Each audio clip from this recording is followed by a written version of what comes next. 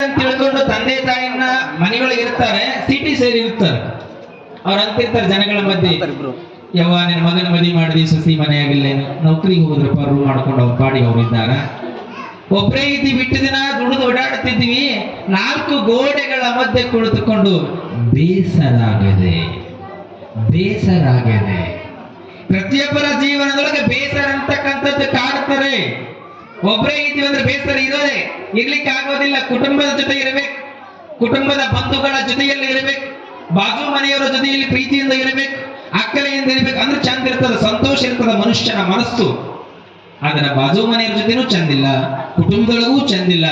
ಒಬ್ಬರೇ ಇರೋದು, ಒಬ್ಬರೇ ಉಣ್ಣೋದು, ಒಬ್ಬರೇ ಓಡಾಡೋದು, ಒಬ್ಬರೇ ಹೊಲಕ್ಕೆ ಹೋಗಿ ಬರೋದು, ಒಬ್ಬರೇ ಮಲಗೋದು, ಮತ್ತೆದ್ದು ಒಬ್ಬರೇ ಇರೋದು. ಮಾತನಾಡದೆ ಹಾಗೆ ಇದ್ದರೆ ಮನಸ್ಸಿಗೆ ಸಮಾಧಾನ ಇರಬಲ್ಲದೆ ಸಮಾಧಾನ ಇರುವುದಿಲ್ಲ. ಒಬ್ಬರೇ ಇರೋದ್ರೊಳಗೆ ಯಾವುದರಲ್ಲಿ ಸುಖ ಇಲ್ಲ. ಅದಕ್ಕೆ ಒಬ್ಬನುಣ್ಣವ ಊಟದಲ್ಲಿ ಸವೀಲ ಸೊಗಸಿಲ್ಲ. ಅನ್ನಕ್ಕೆ ಉಪ್ಪು ಖಾರ ಹುಳಿ ಹಾಕಿದ ಹೆಂಗ್ ರುಚಿ ಬರ್ತದ? ಬಂಧು ಬಳಗ ಇದ್ರೇನೆ ಅಷ್ಟು ರುಚಿ. ಮನೆಯೊಳಗೆ ತುಂಬಿದ ಕುಟುಂಬನೇ ಇದ್ರೆ ಅಷ್ಟು ರುಚಿ ಇರ್ತದ, ಇಲ್ಲಂದ್ರೆ ರುಚಿ ಇರುವುದಿಲ್ಲ. ಅದಕ್ಕೆ ಜಗತ್ತಿನೊಳಗೆ ಇಡೀ ವಿಶ್ವವನ್ನ ತಪ್ಪಿಕೊಳ್ಳಂತ ಕಗ್ಗದೊಳಗೆ ಹೇಳ್ತಾರೆ ಮಂಕುತಿಮ್ಮ DVG ಅವರು, ಗುಂಡಪ್ಪನವರು. ಇಡೀ ಜಗತ್ತನ್ನ ತಪ್ಪಿಕೋ, ಇಡೀ ಜಗತ್ತನ್ನ ನಿನ್ನಿಂದ ತಪ್ಪಿಕೊಳ್ಳಲಿಕ್ಕೆ ಆಗದಿದ್ರು ಪರವಾಗಿಲ್ಲ, ಊರೊಳಗಿರ್ತಕ್ಕಂಥ ಜನಗಳನ್ನ ಒಂದಿಷ್ಟು ಜನನ ಹಂಚಿಕೋ. ಆದ್ರ ಇಡೀ ಊರೊಳಗ ಜನಗಳನ್ನ ಜೊತೆ ನನಗೆ ಬೆರಲಿಕ್ಕೆ ಆಗೋದಿಲ್ಲ ಅಂದ್ರೆ ಅಟ್ಲೀಸ್ಟ್ 1-2 ಮನೆಯವರ ಜೊತೆಯಲ್ಲಾದ್ರೂ ಸಹಿತವಾಗಿ ಚಂದಿರು, ಪ್ರೀತಿಯಿಂದಿರು, ಪ್ರೀತಿಯ ಮಾತುಗಳನ್ನಾಡು. ಯಾವುದೂ ಇಲ್ಲ ಅಂತಂದ್ರೆ ಬೇಸರ ಆಗ್ತದೆ. ಇಲ್ಲಿ ನಾವು ಕೇವಲ ಮಾನವ ರೂಪದೊಳಗೆ ಬಂದಿವಿ, ಸಹಜವಾಗಿರ್ತಕ್ಕಂಥದ್ದು ನಮಗೆ ಬೇಸರ ಅಂತಕ್ಕಂಥದ್ದು. ಶಿವನಿಗೆ ಅಭಾವ ಬೇಸರ ಇರಬಾರ್ದಲ್ಲ ಶಿವನಿಗೆ, ಆದರೆ ಶಿವನಿಗೂ ಬೇಸರ ಆಗಿದೆ. ಇಲ್ಲಿ ಶಿವನಿಗೂ ಸಹಿತವಾಗಿ ಬೇಸರ ಆಗ್ಯಾರ ಅಂದ ಬಳಿಕ ನಮ್ಮ ನಿಮ್ಮಂತವರಿಗೆ ಬೇಸರ ಅಂತಕ್ಕಂಥದ್ದು ಬಿಡ್ತದೇನೋ? ಬೇಸರ ಅಂತಕ್ಕಂಥದ್ದು ಕಾಡುವುದೇ ನಮಗೆಲ್ಲ. ಬೇಸರ ಅಂತಕ್ಕಂಥದ್ದು ಕಾಡುವುದು. ಒಂದು ಹುಡುಗ, ದನ ಕಾಯುವಂತ ಹುಡುಗ, ಸಂಗೀತವನ್ನ ಬಹಳ ಚಂದ ಹಾಡ್ತಾನೆ. ಹುಡುಗ ಬಹಳ ಚಂದ ಹಾಡ್ತಿದ್ದ. ಹೆಂಗಿರ್ತದ? ದನಗಳೇನು, ದನಗಳ ಜೊತೆಯಲ್ಲಿ ಹಾಡೋದು, ಕುಳಿತುಕೊಳ್ಳುವುದು, ಒಂದಿಷ್ಟು ಜನಗಳ ಜೊತೆ ಬೆರೆಯೋದು, ಇಟ್ಟ ಮಾತ್ರ ಬಹಳ ಚಂದ ಆ ಹುಡುಗ ಕಲಿತಿದ್ದ. ಬಹಳ ಸುಂದರವಾಗಿರ್ತಕ್ಕಂಥ ಹಾಡುಗಳನ್ನು ಹಾಡುತ್ತಿದ್ದ. ಊರೊಳಗೆ ಒಬ್ಬ ಮಹಾರಾಜ ಇದ್ದ. ಮಹಾರಾಜನಿಗೆ ಕೋಟಿ ಕೋಟಿ ಸಂಪತ್ತದ, ಬೆಕ್ಕಾತದ, ವಜ್ರ ವೈಡೂರ್ಯ ಸಂಪತ್ತು ಏನೆಲ್ಲ ಅದಾಕರ, ಅವನಿಗೇನಾಗ್ಯದ ಅಂದ್ರ ಬೇಸರ ಅಂತಕ್ಕಂಥದ್ದು ಕಾಡುತ್ತದೆ. ಮನೆಯೊಳಗೆ ಯಾರಿದ್ರು ಸಮಾಧಾನ ಇಲ್ಲ. ಭಗವಂತ ಏನೆಲ್ಲ ಕೊಟ್ಟ ಸಮಾಧಾನ ಇಲ್ಲ. ಮನೆಯಲ್ಲಿ ಇರ್ತಕ್ಕಂಥವರು ಸಂಪತ್ತು ಇದ್ದಾಗ ಪ್ರೀತಿಯಿಂದ ಇದ್ರೆ ಮಾತ್ರ ಆ ಸಂಪತ್ತಿಗೆ ಬೆಲೆ ಇರ್ತದೆ, ಇಲ್ಲಂದ್ರೆ ಆ ಸಂಪತ್ತಿಗೆ ಬೆಲೆ ಇಲ್ಲ. ಏನೆಲ್ಲ ಸಂಪತ್ತು ತೆಗೆದುಕೊಂಡು ಮಾಡೋದೇನದ ಮನೆಯೊಳಗೆ ಹೊಂದಾಣಿಕೆ ಗುಣಗಳೇ ಇಲ್ಲ ಅಂತ ಬಳಿಕ ಸಂತೋಷ ಬೇಕಲ್ಲ ಜೀವನದೊಳಗೆ, ಸಂತೋಷವೇ ಇಲ್ಲ ಅಂತ ಬಳಿಕ ಯಾವ ಹಣವನ್ನು ತೆಗೆದುಕೊಂಡು ಮಾಡೋದೇನದ? ಇಲ್ಲಿ ಯಾವ ಹಣವು ನಮಗೆ ನೆಮ್ಮದಿ ಕೊಡುವುದಿಲ್ಲ. ಪ್ರೀತಿಯ 2 ಮಾತುಗಳು ನೆಮ್ಮದಿಯನ್ನ ಕೊಡುತ್ತದೆ. ಇಲ್ಲಿ ಮಹಾರಾಜನಿಗೆ ನೆಮ್ಮದಿ ಇರಲಿಲ್ಲ. ಈಗ ಕುದುರೆ ಹಾಕೊಂಡು ಹೊರಗೆ ಹೊಂಟಿದ್ದ. ಈ ಹುಡುಗ ಬಹಳ ಚಂದ ಆಡಕತ್ತಿದ್ದ, ಗಾಯನವನ್ನ ಮಾಡುತ್ತಿದ್ದ. ಈ ಗಾಯನ ಮಾಧುರ್ಯಕ್ಕೆ ಸೋತ ಮಹಾರಾಜ ಸೋತ ಏನ್ ಮಾಡ್ತಾನಂದ್ರೆ ಆ ಹುಡುಗನನ್ನ ಕರೀತಾನೆ. ಸಣ್ಣ ಹುಡುಗ, ಒಂದು 15-16 ವರ್ಷದ ಹುಡುಗ, ಬಾ ಅಂತ ಕರೆದ್ರು ಮಹಾರಾಜರು. ಮಹಾರಾಜ ಕರೆದ ಹೇಳ್ತಾನ, ನೋಡಪ್ಪ, ಈ ದನ ಕಾಯ್ಲಕತ್ತಿಯಲ್ಲ, ನನ್ನ ಜೊತೆ ನೀ ಬಾ. ನನಗೆ ಯಾವಾಗ ಬೇಸರ ಆಗ್ತದ ಒಂದಿಷ್ಟು ಹಾಡು ನೀ ಆಡ್ಬೇಕು. ಆಡಿದ್ರೆ ಏನ್ ಬೇಕಾದ್ ಕೊಡ್ತೀನಿ ಅಂದ ಮಹಾರಾಜ. ಆ ಹುಡುಗ ಅಂತಂದ್ರಿ, ನಿನ್ನ ಹಣದೊಳಗೆ ನನಗೆ ನೆಮ್ಮದಿ ಇಲ್ಲ, ದನ ಕಾಯೋದ್ರೊಳಗೆ ನನಗೆ ನೆಮ್ಮದಿ ಅದ. ದನ ಕಾಯೋದ್ರ ಜೊತೆಗೆ ಒಂದಿಷ್ಟು ನಾನು ಹಾಡು ಆಡ್ತೀನಿ, ನನಗೆ ಬಹಳ ನೆಮ್ಮದಿ ಅದ. ಇದೇ ಜಾಗದೊಳಗೆ ನಾನು ಸಂತೋಷದಿಂದ ಇದ್ದೀನಿ. ದನ ಕಾಯ್ತಾರಂತ ಯಾರಾದ್ರೂ ಅಂದ್ಬಿಟ್ರೆ ನಾವು ನಾಚಿಕೊಂತೀವಿ. ದನ ಕಾಯ್ತಾರಂತ ತಿಳ್ಕೊಂಡ್ರೆ ನಾವೆಲ್ಲ ನಾಚಿಕೊಳ್ತೀವಿ. ಇಲ್ಲಿ ದನ ಕಾಯ್ತಕ್ಕಂಥವರಾಗ್ಲಿ, ಒಕ್ಕಲತನವನ್ನ ಮಾಡ್ತಕ್ಕಂಥವರಾಗಲಿ ಎಂದಿಗೂ ನಾಚಿಕೊಳ್ಬಾರ್ದು. ಹೆಮ್ಮೆಯಿಂದ ಎದೆ ತಟ್ಟುಕೊಂಡು ನಾವೆಲ್ಲ ಹೇಳ್ಬೇಕು. ಇಲ್ಲಿ ಹೆಂಗ್ ಹೇಳ್ಬೇಕಂತಂದ್ರ, ನನ್ನ ಕಾಯಕ ಗೋಮಾತೆಯನ್ನ ಸೇವೆಯನ್ನ ಮಾಡಬೇಕು, ನಾನು ಗೋಮಾತೆಯ ಪಾಲಕನಾಗಿ ಸೇವೆಯನ್ನ ಮಾಡ್ತೀನಿ ಅಂತ ಯಾರು ಹೇಳ್ತೀರಿ? ಗೋಮಾತೆಯ ಸೇವೆಯನ್ನ ಮಾಡುವಂತ ಭಾಗ್ಯ ಎಲ್ಲರಿಗೂ ದೊರೆಯುವುದಿಲ್ಲ. ಯಾರ್ಯಾರಿಗೆ ಪುಣ್ಯ ಇರ್ತದೆ ಅವರಿಗೆ ಮಾತ್ರ ಗೋವುಗಳ ಮೇಯಿಸುವಂತ ಯೋಗ್ಯತೆ ಸಿಗುತ್ತದೆ, ಹೊಲದೊಳಗೆ ದುಡಿಯುವಂತ ಯೋಗ್ಯತೆ ಸಿಗ್ತದೆ. ಗೋವನ್ನ ಮೇಯಿಸುವಂತ ಮನುಷ್ಯ ಒಬ್ಬರು ಅಥವಾ ಇಬ್ರು ಹಾಲು ಕೇಳಿದ್ರೆ ಹಾಲು ಕೊಡಬಹುದು. ಏನ್ ರೊಕ್ಕ ಕೊಡ್ತೀರಿ ಕರೆ ಹಾಲು ಸಿಗೋದಿಲ್ಲ, ಎಲ್ಲ ಅಮೃತ ಸಿಗೋದಿಲ್ಲ. ಅಮೃತವನ್ನ ಹಂಚುವಂತ ಶಕ್ತಿ ದನ ಕಾಯುವ ಮನುಷ್ಯನಿಗಿರುತ್ತದೆ. ಅವನು ದೇವರ ಸ್ವರೂಪಿ ಆಗ್ತಾನೆ. ಭಗವಂತ ಅವನಿಗೆ ಒಳ್ಳೆಯ ಭಾವನೆಯಿಂದ ಅವನಿಗೆ ಆಶೀರ್ವಾದವನ್ನ ಮಾಡುತ್ತಾನೆ. ಆದ್ರೆ ಈ ಹುಡುಗ ನನಗೆ ಇದೇ ಜಾಗದೊಳಗೆ ನೆಮ್ಮದಿಯಿಂದ ಇದ್ದೀನಿ, ನಾ ಇಲ್ಲಿ ಇರ್ತೇನೆ ಅಂತ ರಾಜ ಕರೆದ್ರ, ನಮ್ಮ ನಿಮ್ಮಂತರ ರಾಜ ಕರೆದ್ರ ಒಂದಿಷ್ಟು ದುಡ್ಡು ಕೊಡ್ತೀನಿ ಅಂದ್ರೆ ಬಿಡುತ್ತೇವೆ ಅಂದ್ರೆ ನಾವೆಲ್ಲ ಮೊದಲು ದನ ಕಾಯೋದು ಬಿಡುತ್ತ ಮನೆಗೆ ತಂದೆ ತಾಯಿ ಬಿಡಿಸ್ತಾರೆ. ರೊಕ್ಕ ಬಂತು ಮನೆಗೆ ಬಂದ ಅನ್ಕೊಳ್ರಿ, ಅವ ಒಂದ್ 3 ತಿಂಗಳು ಬಿಟ್ಟು ದನ ಕಾಯಕ್ ಹೋಗನ್ಬೇಕು, ಹೋಗ್ತಾನನ್ರಿ ದುಡ್ಡು ನೋಡಿರ್ತ. ದುಡ್ಡು ನೋಡಿದ ಮನುಷ್ಯ ದನ ಕಾಯ್ತಾನನ್ರಿ, ಮರಳಿ ದನ ಕಾಯೋದಿಲ್ಲ, ಬಿಸಿನೆಸ್ ಮಾಡ್ತೇನೆ ಅಂತಾನ. ಬಿಸಿನೆಸ್ ಮಾಡೋದಕ್ಕಿಂತ ಇದು ಮಾಡೋ ಮಗ ಅಂತ ಹೇಳಿದ್ರೆ ತಂದೆ ತಾಯಿ ಮಾತುಗಳು ಕೇಳುವಂತ ಪ್ರಸಂಗ ಇರುವುದಿಲ್ಲ. ಮಹಾರಾಜ ಕರ್ಕೊಂಡು ಹೋದ, ತನ್ನ ಆಸ್ಥಾನದೊಳಗೆ ಇಟ್ಟುಕೊಂಡ ಬಳಿಕ ಹಾಡಾಡಂತ ಆ ಆಸ್ಥಾನದೊಳಗೆ ಎಲ್ಲರೂ ಗಂಧರ್ವರದರ ಹಾಡಾಡ್ತಕ್ಕಂಥವ್ರು. ಏನೆಲ್ಲ ಗಂಧರ್ವರು ಇದ್ದರೂ ಸಹಿತವಾಗಿ ಅವರಿಂದ ಹಾಡನ್ನ ಕೇಳುವುದಕ್ಕೆ ಇಚ್ಛೆ ಇಲ್ಲ ಮಹಾರಾಜನಿಗೆ. ಇವನಿಂದ ಹಾಡನ್ನ ಕೇಳುವುದಕ್ಕೆ ಇಚ್ಛೆ ಆಗ್ಯದ ಕರೆ ಈ ಬಾಲಕ ಹಾಡನ್ನ ಆಡುತ್ತಿಲ್ಲ, ಮೌನವಾಗಿ ಕುಳಿತುಕೊಂಡಾನೆ. ಶಿವನು ಸಹಿತವಾಗಿ ಕೈಲಾಸದೊಳಗೆ ಮೌನವಾಗಿ ಕುಳಿತುಕೊಂಡಾನ, ಪಾರ್ವತಿ ಸಹಿತವಾಗಿ ಮೌನವಾಗಿ ಕುಳಿತುಕೊಂಡಾಳ. ಪಾರ್ವತಿಗೂ ಯಾರು ಇಲ್ಲ, ಶಿವನಿಗೂ ಯಾರು ಇಲ್ಲ. ಅವರು ತಮ್ಮದೇ ಆಗಿರ್ತಕ್ಕಂಥ ಲೀಲೆಗಳನ್ನ ಇಲ್ಲಿ ಎಸಗ್ತಾರೆ. ಇಲ್ಲಿ ರಾಜ ಕೇಳ್ತಾನ, ಒಂದು ಹಾಡಂತ ಕೇಳ್ತಾನ. ಈ ಯುವಕನಿಗೆ ಹಾಡು ಆಡೋದಿಲ್ಲ, ಯುವಕ ಮೌನದಿಂದಿರ್ತಾನೆ. ಹಿಂಗ 3 ತಿಂಗಳ ಕಳಿತು. ಆಸ್ಥಾನದೊಳಗೆ ಒಳ್ಳೆಯ ಸಂಗೀತ ವಿದ್ವಾಂಸರಿದ್ದಾರೆ ಕರೆ ಇವ ಬಂದ ಮೇಲೆ ಯಾರು ಹಾಡನ್ನ ಆಡುತ್ತಿಲ್ಲ. ಇವ ಹಾಡಿದ್ರೆ ಮಹಾರಾಜ ಬೇಡ ಅಂತಾನೆ. ಒಂದು ಹಾಡು ಅಂತ ರಿಕ್ವೆಸ್ಟ್ ಮಾಡಿ ಕೇಳಿದರು. ಈ ಬಾಲಕ ಹಾಡನ್ನ ಆಡಲಿಲ್ಲ.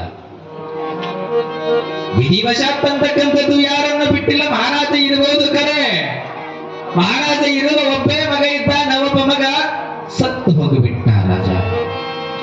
ರಾಜನ ಮಗ ಸತ್ತು ಹೋಗಿರುವಂತ ಪ್ರಸಂಗದೊಳಗ ಎಲ್ಲರೂ ದುಃಖ ತಪ್ತರಾಗಿರುವಂತ ಸಂದರ್ಭದೊಳಗ ಈ ಬಾಲಕ, ಇಂದು ನಾ ಹಾಡನ್ನ ಹಾಡುವೆ. ಇಷ್ಟು ದಿನ ಬೇಡಿದರೂ ಸಹಿತವಾಗಿ ಹಾಡನ್ನ ಹಾಡಲಿಲ್ಲ, ಇಂದು ನಾ ಹಾಡನ್ನ ಹಾಡುವೆ ಎಂದಾಗ ಮತ್ತೆ ಹಿಂದಿರೋರು ಬಿಡ್ತಾರ ನೀವು. ಕಷ್ಟದಾಗಿದ್ದಾಗ ಯಾರಾದ್ರೂ ಏನ್ ಚಲೋ ಸುದ್ದಿ ಹೇಳಿದ್ರೆ ಹೆಂಗಾಗಿರ್ಬೇಡ್ರಿ, ಹೊಡಿತೀವಿಲ್ಲ ನಾವೆಲ್ಲ. ಇವನಿಗೂ ಹೊಡೆಯುವುದಕ್ಕೆ ಹೋದ್ರು, ಎಲ್ಲರೂ ಹೊಡೆಯುವುದಕ್ಕೆ ಹೋದ್ರು. ಮಹಾರಾಜ್ ಅಂತಾನ, ಯಾರು ಹೊಡೆಯಬೇಡ್ರಿ, ಆ ಹುಡುಗನನ್ನ ಯಾರು ಮುಟ್ಟಬೇಡಿ, ಮಹಾರಾಜ ನಾವು ಒಂದು ಹಾಡು ಆಡ್ಲೇಬೇಕು ಅಂದಾಗ ಒತ್ತಾಯದಿಂದ ಆಯ್ತು. ರಾಜ ದುಃಖದೊಳಗಿದ್ದರೂ ಸಹಿತವಾಗಿ ಇವ ಒಂದು ಹಾಡು ಆಡ್ಲಿ ಅಂತ ತಿಳ್ಕೊಂಡು ಹಾಡಾಡೋದಕ್ಕೆ ಕೊಟ್ಟರು. ಮಗ ಸತ್ತು ಹೋಗ್ಯಾನ, ಮನೆಯೊಳಗೆ ರಾಜನ ಆಸ್ಥಾನದೊಳಗೆ ಕಣ್ಣೀರು. ಹಾಡು ಆಡೋದಕ್ಕೆ ಈ ಹುಡುಗ 16 ವರ್ಷದ ಬಾಲಕ ಪ್ರಾರಂಭ ಮಾಡಿದ. ಹಾಡು ಆಡೋದ್ರೊಳಗೆ ಈ ಮಗ ಏನು ಸತ್ತು ಹೋಗ್ಯಾನಲ್ಲ, ಸತ್ತ ವಿಚಾರ ಬಿಟ್ಟು ಅವನ ಹಾಡು ಕೇಳುವುದಕ್ಕ ಮಗ್ನರಾಗಿ ಕುಳಿತುಕೊಂಡ್ರು. ಅವನ ಹಾಡನ್ನ ಕೇಳುವುದಕ್ಕೆ ಮಗ್ನರಾಗಿ ಕುಳಿತುಕೊಂಡ್ರು. ಮಗ ಸತ್ತು ಹೋಗುದು ಎಲ್ಲರೂ ಮರೆತಾರೆ. ಒಂದು ಅರ್ಧ ತಾಸು ಮಗು ಗಾಯನ ಮಾಡುತ್ತಾ ಕುಳಿತುಕೊಂಡ. ಎಲ್ಲರ ಗಾಯನದೊಳಗ ತಲ್ಲೀನರಾಗ್ಯಾರೆ. ಇವನ ಗಾಯನವನ್ನ ಕೇಳುತ್ತಾ ಮನೆಯೊಳಗೆ ಆನಂದದಿಂದಿರುವಂತ ಸಂದರ್ಭದೊಳಗ ಹುಡುಗ ಸತ್ತು ಹೋಗಿರುವಂತ ಹುಡುಗ ಇವನ ಗಾಯನಕ್ಕೆ ಮತ್ತೆ ಮರಳಿ ಎದ್ದು ತನ್ನ ಚಂದ ರಾಜನ ಆಸ್ಥಾನದೊಳಗೆ ಆಟ ಆಡ್ತಾನೆ. ದುಃಖ ಮರೆಮಾಚಿತು ಸಂತೋಷದಿಂದ ಉಳ್ಕೊಂಡ್ರು. ಇಲ್ಲಿ ಬೇಸರ ಅನ್ನುವಂಥದ್ದು ದೂರ ಆಯಿತು. ಎಂತ ಕಷ್ಟಗಳ ನಮಗೆ ಬಂದರೆ ಸಹಿತವಾಗಿ ನಗುಮುಖನೆಂದಿರಬೇಕಂತ ಜೀವನದೊಳಗ. ನಗುಮುಖ ಅಂತಕ್ಕಂಥದ್ದು, ಸಂತೋಷ ಅಂತಕ್ಕಂಥದ್ದು ಇತ್ತು ಅಂದ್ರ ಎಂತ ಕಠಿಣ ಪ್ರಸಂಗಗಳು ಬಂದರೂ ಸಹಿತವಾಗಿ ನೆಮ್ಮದಿಯ ಹತ್ತ ನಾವೆಲ್ಲ ಹೋಗಬಹುದು. ಇಲ್ಲಿ ಪಾರ್ವತಿ ಸಹಿತವಾಗಿ ಒಬ್ಬಳೇ ಇದ್ದಾಳೆ. ತಾ ಹೊತ್ತುಗಳಿರುವುದಕ್ಕೆ ತಾನು ಒಬ್ಬಳೇ ಆಗಿದ್ದಾಳೆ. ನಾನು ಹೆಂಗಿರಬೇಕಂತ ತಿಳ್ಕೊಂಡಳ ಪಾರ್ವತಿ. ಇಲ್ಲಿ ಒಬ್ಬರೇ ಉಣ್ಣೋದು ಊಟ ಮಾಡೋದು ಯಾರಿಂದ ಇರ್ಲಿಕ್ಕಾಗೋದಿಲ್ಲ. ಇಲ್ಲಿ ಅನಂತ ರೀತಿಯ ಗುಣಗಾನವನ್ನ ಮಾಡುತ್ತಾ ನಮ್ಮ ಕವಿಗಳು ಹೊರಟಾರೆ. ಈ ದೇಹ ಅನ್ನುವಂತ ದೇಹಕ್ಕ ಶರೀರದ ಹೋಲಿಕೆಯನ್ನ ಕೊಡ್ತಾರೆ, ದೇಹದ ವರ್ಣನೆಯನ್ನ ಮಾಡ್ತಾರೆ, ಕೈಲಾಸದ ವರ್ಣನೆಯನ್ನ ಮಾಡುತ್ತಾರೆ. ಅದಾವ ರೀತಿಯೊಳಗ ಕೈಲಾಸದೊಳಗ ಅನಂತ ಲಕ್ಷ ಗಾವುದ ಕೋಟಿಗಳಿದ್ದಾವೆ, ರಥಗಳಿದ್ದಾವೆ, ಆನೆಗಳಿದ್ದಾವೆ, ಕುದುರೆಗಳಿದ್ದಾವೆ, ಕಾಲಾಣೆಗಳಿದ್ದಾವೆ, ಸಂಪತ್ತು, ವೈಡೂರ್ಯ, ಆಸ್ತಿ ಏನೆಲ್ಲ ಇದೆ ಕೈಲಾಸದೊಳಗ. ಏನೆಲ್ಲ ಇದೆ ತಮ್ಮಷ್ಟಕ್ಕೆ ತಾವೆಲ್ಲ ದೇವಾನುದೇವತೆಗಳೆಲ್ಲರೂ ಸಹಿತವಾಗಿ ಸಂತೋಷದಿಂದ ಇದ್ದಾಳೆ. ಇಲ್ಲಿ ಇರುವಂತ ಸಂದರ್ಭದೊಳಗ ಆ ಕೈಲಾಸದೊಳಗ ಶಿವನು ನಾಟ್ಯ ಲೋಲನೆಯನ್ನು ಮಾಡ್ತಾ ಇದ್ದಾನೆ. ಇಲ್ಲಿ ರಂಭೆ, ಊರ್ವಶಿ, ಮೇನಕೆರೆಲ್ಲರೂ ಸಹಿತವಾಗಿ ನಾಟ ಲೋಲನೆಯನ್ನು ಮಾಡ್ತಾ ಇದ್ದಾರೆ, ಸಂತೋಷದಿಂದ ಇದ್ದಾರೆ. ಕರೆ ಇರುವಂತ ಸಂದರ್ಭದೊಳಗ ನಂದೀಶ ಷಣ್ಮುಖ ಇವರೇನ್ ಮಾಡ್ತಾರಂತಂದ್ರ, ಹೇ ಶಿವನೇ, ಹೇ ಭಗವಂತ ಅಂತ ಒಂದು ದಿನ ಇಷ್ಟು ನುಡಿತಾರ, ಮುಂದೆ ಮಾತಾಡೋದಿಲ್ಲ. ಮತ್ತೊಂದು ದಿನ ಇವರು ತಮ್ಮ ಆಟದೊಳಗ ಕೈಲಾಸದೊಳಗ ಸಂತೋಷದಿಂದ ಇರುವಂತ ಸಂದರ್ಭದೊಳಗ ನಂದೀಶ ಮದ್ದಳೆಯನ್ನ ಬಾರಿಸ್ತಾನೆ. ಬಾರಿಸುವಂತ ಸಂದರ್ಭದೊಳಗ ನಂದೀಶ ಮದ್ದಳೆಯನ್ನ ಬಾರಿಸುವುದನ್ನ ಬಿಟ್ಟು ಶಿವನನ್ನ ಬಿಡ್ತಾನೆ. ಏನಂತ ಬಿಡ್ತಾನೆ ನಂದೀಶ? ನಮಗೆ ಇಡೀ ಜಗತ್ತಿನೊಳಗೆ ಸುಂದರವಾಗಿರುವಂತ ಅನಂತ ಲೀಲೆಗಳಿದ್ದಾವ. ಯಾವ ಲೀಲೆಯನ್ನ ಕೇಳಿದಿರಿ ನಮಗ ಆನಂದ, ಯಾವ ತತ್ವ ವಿಚಾರವನ್ನ ಕೇಳಬೇಕು, ಯಾವ ಪುರಾಣವನ್ನ ಕೇಳಬೇಕು, ಅನಂತ ಪುರಾಣಗಳಿದ್ದಾವೆ. ನಮಗೊಂದು ಪುರಾಣವನ್ನ ಹೇಳುವಂತ ನಂದೀಶ ಮತ್ತು ಷಣ್ಮುಖರು ಕೇಳುತ್ತಾರೆ. ಇಲ್ಲಿ ಶಿವನು ಎಷ್ಟು ಚಂದ ವಿಚಾರ ಮಾಡ್ತಾನೆ. ಶಿವನು ಕೈಲಾಸದೊಳಗ ನಂದೀಶನಿಗೆ ಅರ್ಥ ಮಾಡ್ಕೊಂಡ್ರೆ ನಡು ನಾ ಕೇಳ್ತಿರ್ತೀನಿ ಎಲ್ಲ ಪ್ರಶ್ನೆಗಳನ್ನ. ಶಿವನು ಕೈಲಾಸದೊಳಗ ನಂದೀಶನಿಗೆ ದೇವಿಯ ಪುರಾಣವನ್ನ ಹೇಳುತ್ತಾನೆ. ಇದೇ ಪುರಾಣವನ್ನ ದಂಡಕಾರಣ್ಯದಲ್ಲಿ ಸೂತ ಪುರಾಣಿಕರು ಶೌನಿಕಾದಿ ಮಹಾಮುನಿಗಳಿಗೆ ಹೇಳ್ತಾರೆ. ಇದೇ ಪುರಾಣವನ್ನ ಹಿಂದೆ ನಂದೀಶನಿಗೆ ಹೇಳಿರುವಂತದ್ದನ್ನ ಮರಳಿ ಇಲ್ಲಿ ಎಚ್ಚರಗೊಳಿಸುವುದಕ್ಕಾಗಿ ಇಲ್ಲಿ ನಂದೀಶ ಕೇಳುತ್ತಾನೆ. ಏನಂತ ಕೇಳ್ತಾನೆ? ನನಗೊಂದು ಪುರಾಣ ಹೇಳೆಂದಾಗ ಭಗವದ್ಗೀತೆಯನ್ನು ಹೇಳುತ್ತಾರೆ. ಆಮೇಲೆ ಅನಂತ ರೀತಿಯ ಪುರಾಣಗಳನ್ನ ಹೇಳುವಂತ ಸಂದರ್ಭದೊಳಗ ನಂದೀಶ ಸುಮ್ಮ ಕುಳಿತುಕೊಳ್ಳಲಿಲ್ಲ. ಶಿವನೇ, ನನಗ ಭಗವದ್ಗೀತೆ ಅನಂತ ರೀತಿಯ ವಿಚಾರಗಳನ್ನ ಹೇಳೋದು ಬಿಟ್ಟು ಯಾವ ಪುರಾಣವನ್ನ ಹೇಳು ಅಂದ್ರ, ಜಗತ್ತಿನೊಳಗ ಜಗಜ್ಜನನಿ, ಜಗದೇವತಿ, ಜಗದವಡತಿ, ಸಿದ್ಧಿದಾಯಕಳು ಯಾರಿದ್ದಾಳಲ್ಲ ಅಂತ ದೇವಿಯ ಮಹಾತ್ಮೆಯನ್ನು ನನ್ನ ಕರ್ಣಗಳಿಗುಣಪಡಿಸು. ಯಾವಾಗ ಹೇಳಿದಾಗ ಶಿವನು ಒಪ್ಪಿಕೊಂಡ. ಆಯಿತು ಅಂತ ತಿಳ್ಕೊಂಡು ನಂದೀಶನಿಗೆ ಷಣ್ಮುಖನಿಗೆ ಕೈಲಾಸದೊಳಗ ಇಲ್ಲಿ ಶಿವ ಚಂದ ದೇವಿಯ ಪುರಾಣವನ್ನ ಹೇಳುತ್ತಾ ಹೊರಟ. ಎಷ್ಟು ಚಂದ ಹೇಳ್ತಾನೆ. ಕೈಲಾಸದೊಳಗ ನೋಡು ನಂದೀಶ ಇಲ್ಲಿ ಆ ಕೈಲಾಸದೊಳಗ ವೈರತ್ವ ಭಾವ ಅಂತಕ್ಕಂಥದ್ದು ಯಾರಲ್ಲಿಯೂ ಇಲ್ಲ. ಇಲಿಗಳು, ಪ್ರಾಣಿಗಳು, ಮುಂಗುಸಿಗಳು, ಬೆಕ್ಕು, ಇಲಿ, ಹಾವು, ಚೇಳು ಏನೆಲ್ಲ ಇದಾವಲ್ಲ ವೈರತ್ವ ಪ್ರಾಣಿಗಳಿದ್ದರೂ ಸಹಿತವಾಗಿ ಒಂದಕ್ಕೊಂದೊಂದಕ್ಕೊಂದು ಮೇಲೆ ಉಳ್ಳಾಡ್ತಾ ಇದ್ದಾವೆ, ಆಟವನ್ನಾಡ್ತಾ ಇದ್ದಾವೆ, ಸಂತೋಷದಿಂದಿದ್ದಾವೆ. ಇದು ಕೈಲಾಸ. ಹಾವು ಚೇಳುಗಳ ಇಲ್ಲಿ ಹಾವು ಮುಂಗುಲಿ ಏನಾದ್ರು ಜಗಳ ಮಾಡಬೇಕು, ಹಾವು ಮುಂಗುಲಿ ಸಹಿತ ಜಗಳ ಮಾಡುತ್ತಿಲ್ಲ. ಇಲ್ಲಿ ಬೆಕ್ಕು ಇಲಿಗಳನ್ನ ನೋಡಿದ್ರೆ ತಿನ್ನಬೇಕು, ಇವು ಸಹಿತ ಜಗಳ ಮಾಡುತ್ತಿಲ್ಲ. ಎಷ್ಟು ಸಂತೋಷದಿಂದ ಆಟವನ್ನಾಡ್ತಾ ಇದ್ದಾವೆ ಕೈಲಾಸದೊಳಗೆ ಅನ್ನುವಂತ ಮಾತನ್ನ ಹೇಳ್ತಾರೆ. ನಮ್ಮ ಜೀವನದೊಳಗೆ ನಾವೇನ್ ಮಾಡ್ಲಕತ್ತೀವಿ? ಪ್ರಾಣಿಗಳಿಗಿಂತ ನಾವೆಲ್ಲ ಹಿಂದುಳಿದು ಕಿತ್ತಾಟವನ್ನ ಮಾಡ್ತಾ ಇದ್ದೀವಿ. ನಾವೆಲ್ಲ ಪ್ರಾಣಿಗಳಿರುವಂತ ಕಿಮ್ಮತ್ತು ನಮ್ಮಗಳಿಗೆ ನಾವೆಲ್ಲ ಕಳೆದುಕೊಳ್ಳಕತ್ತೀವಿ.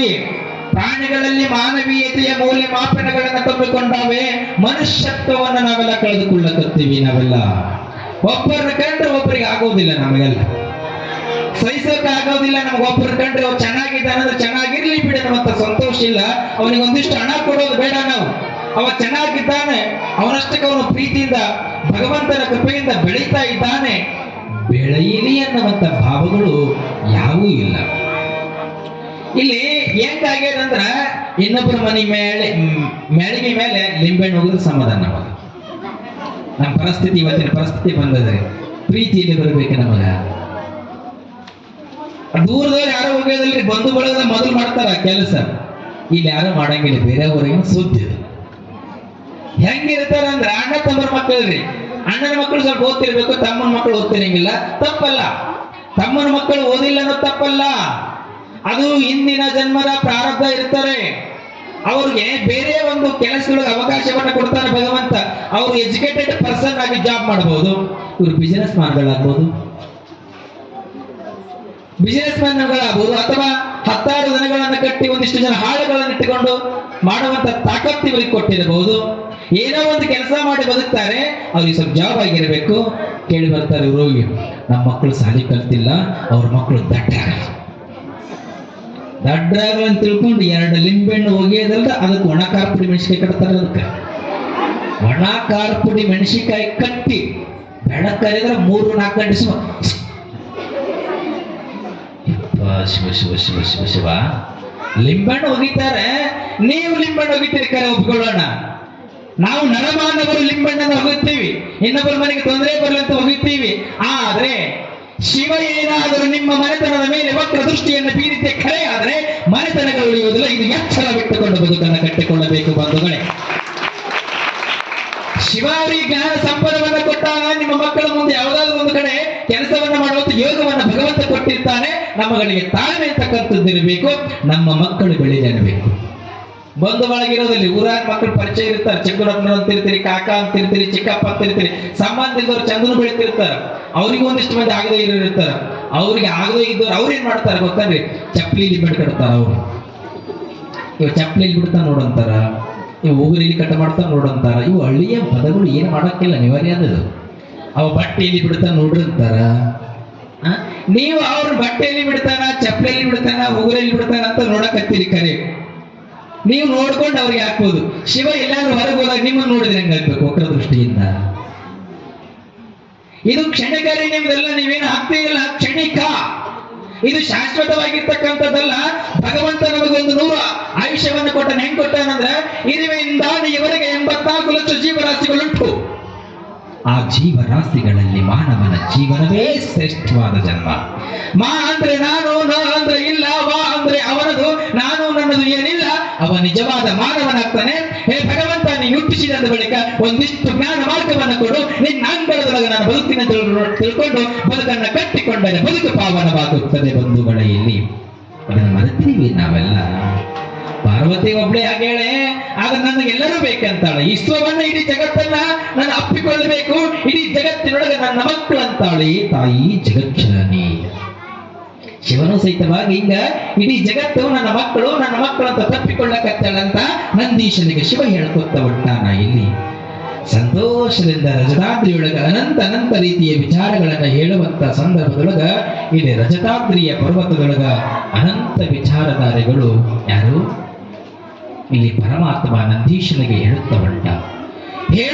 ಹೇಳುತ್ತಾ ಹೋಗುವಂತ ಸಂದರ್ಭದೊಳಗೆ ಇಲ್ಲಿ ಮತ್ತೆ ಏನು ನಡೀತದೆ ಅಂದ್ರೆ, ತಾಯಿ ಒಬ್ಬಳ ಇದ್ದಲ್ಲ, ಹೇಗಾದರೂ ಮಾಡಿ ನನಗ 3 ಮಕ್ಕಳನ್ನ ಹಾಕಬೇಕಂತ ಹಂಬಲಾಗಿದೆ.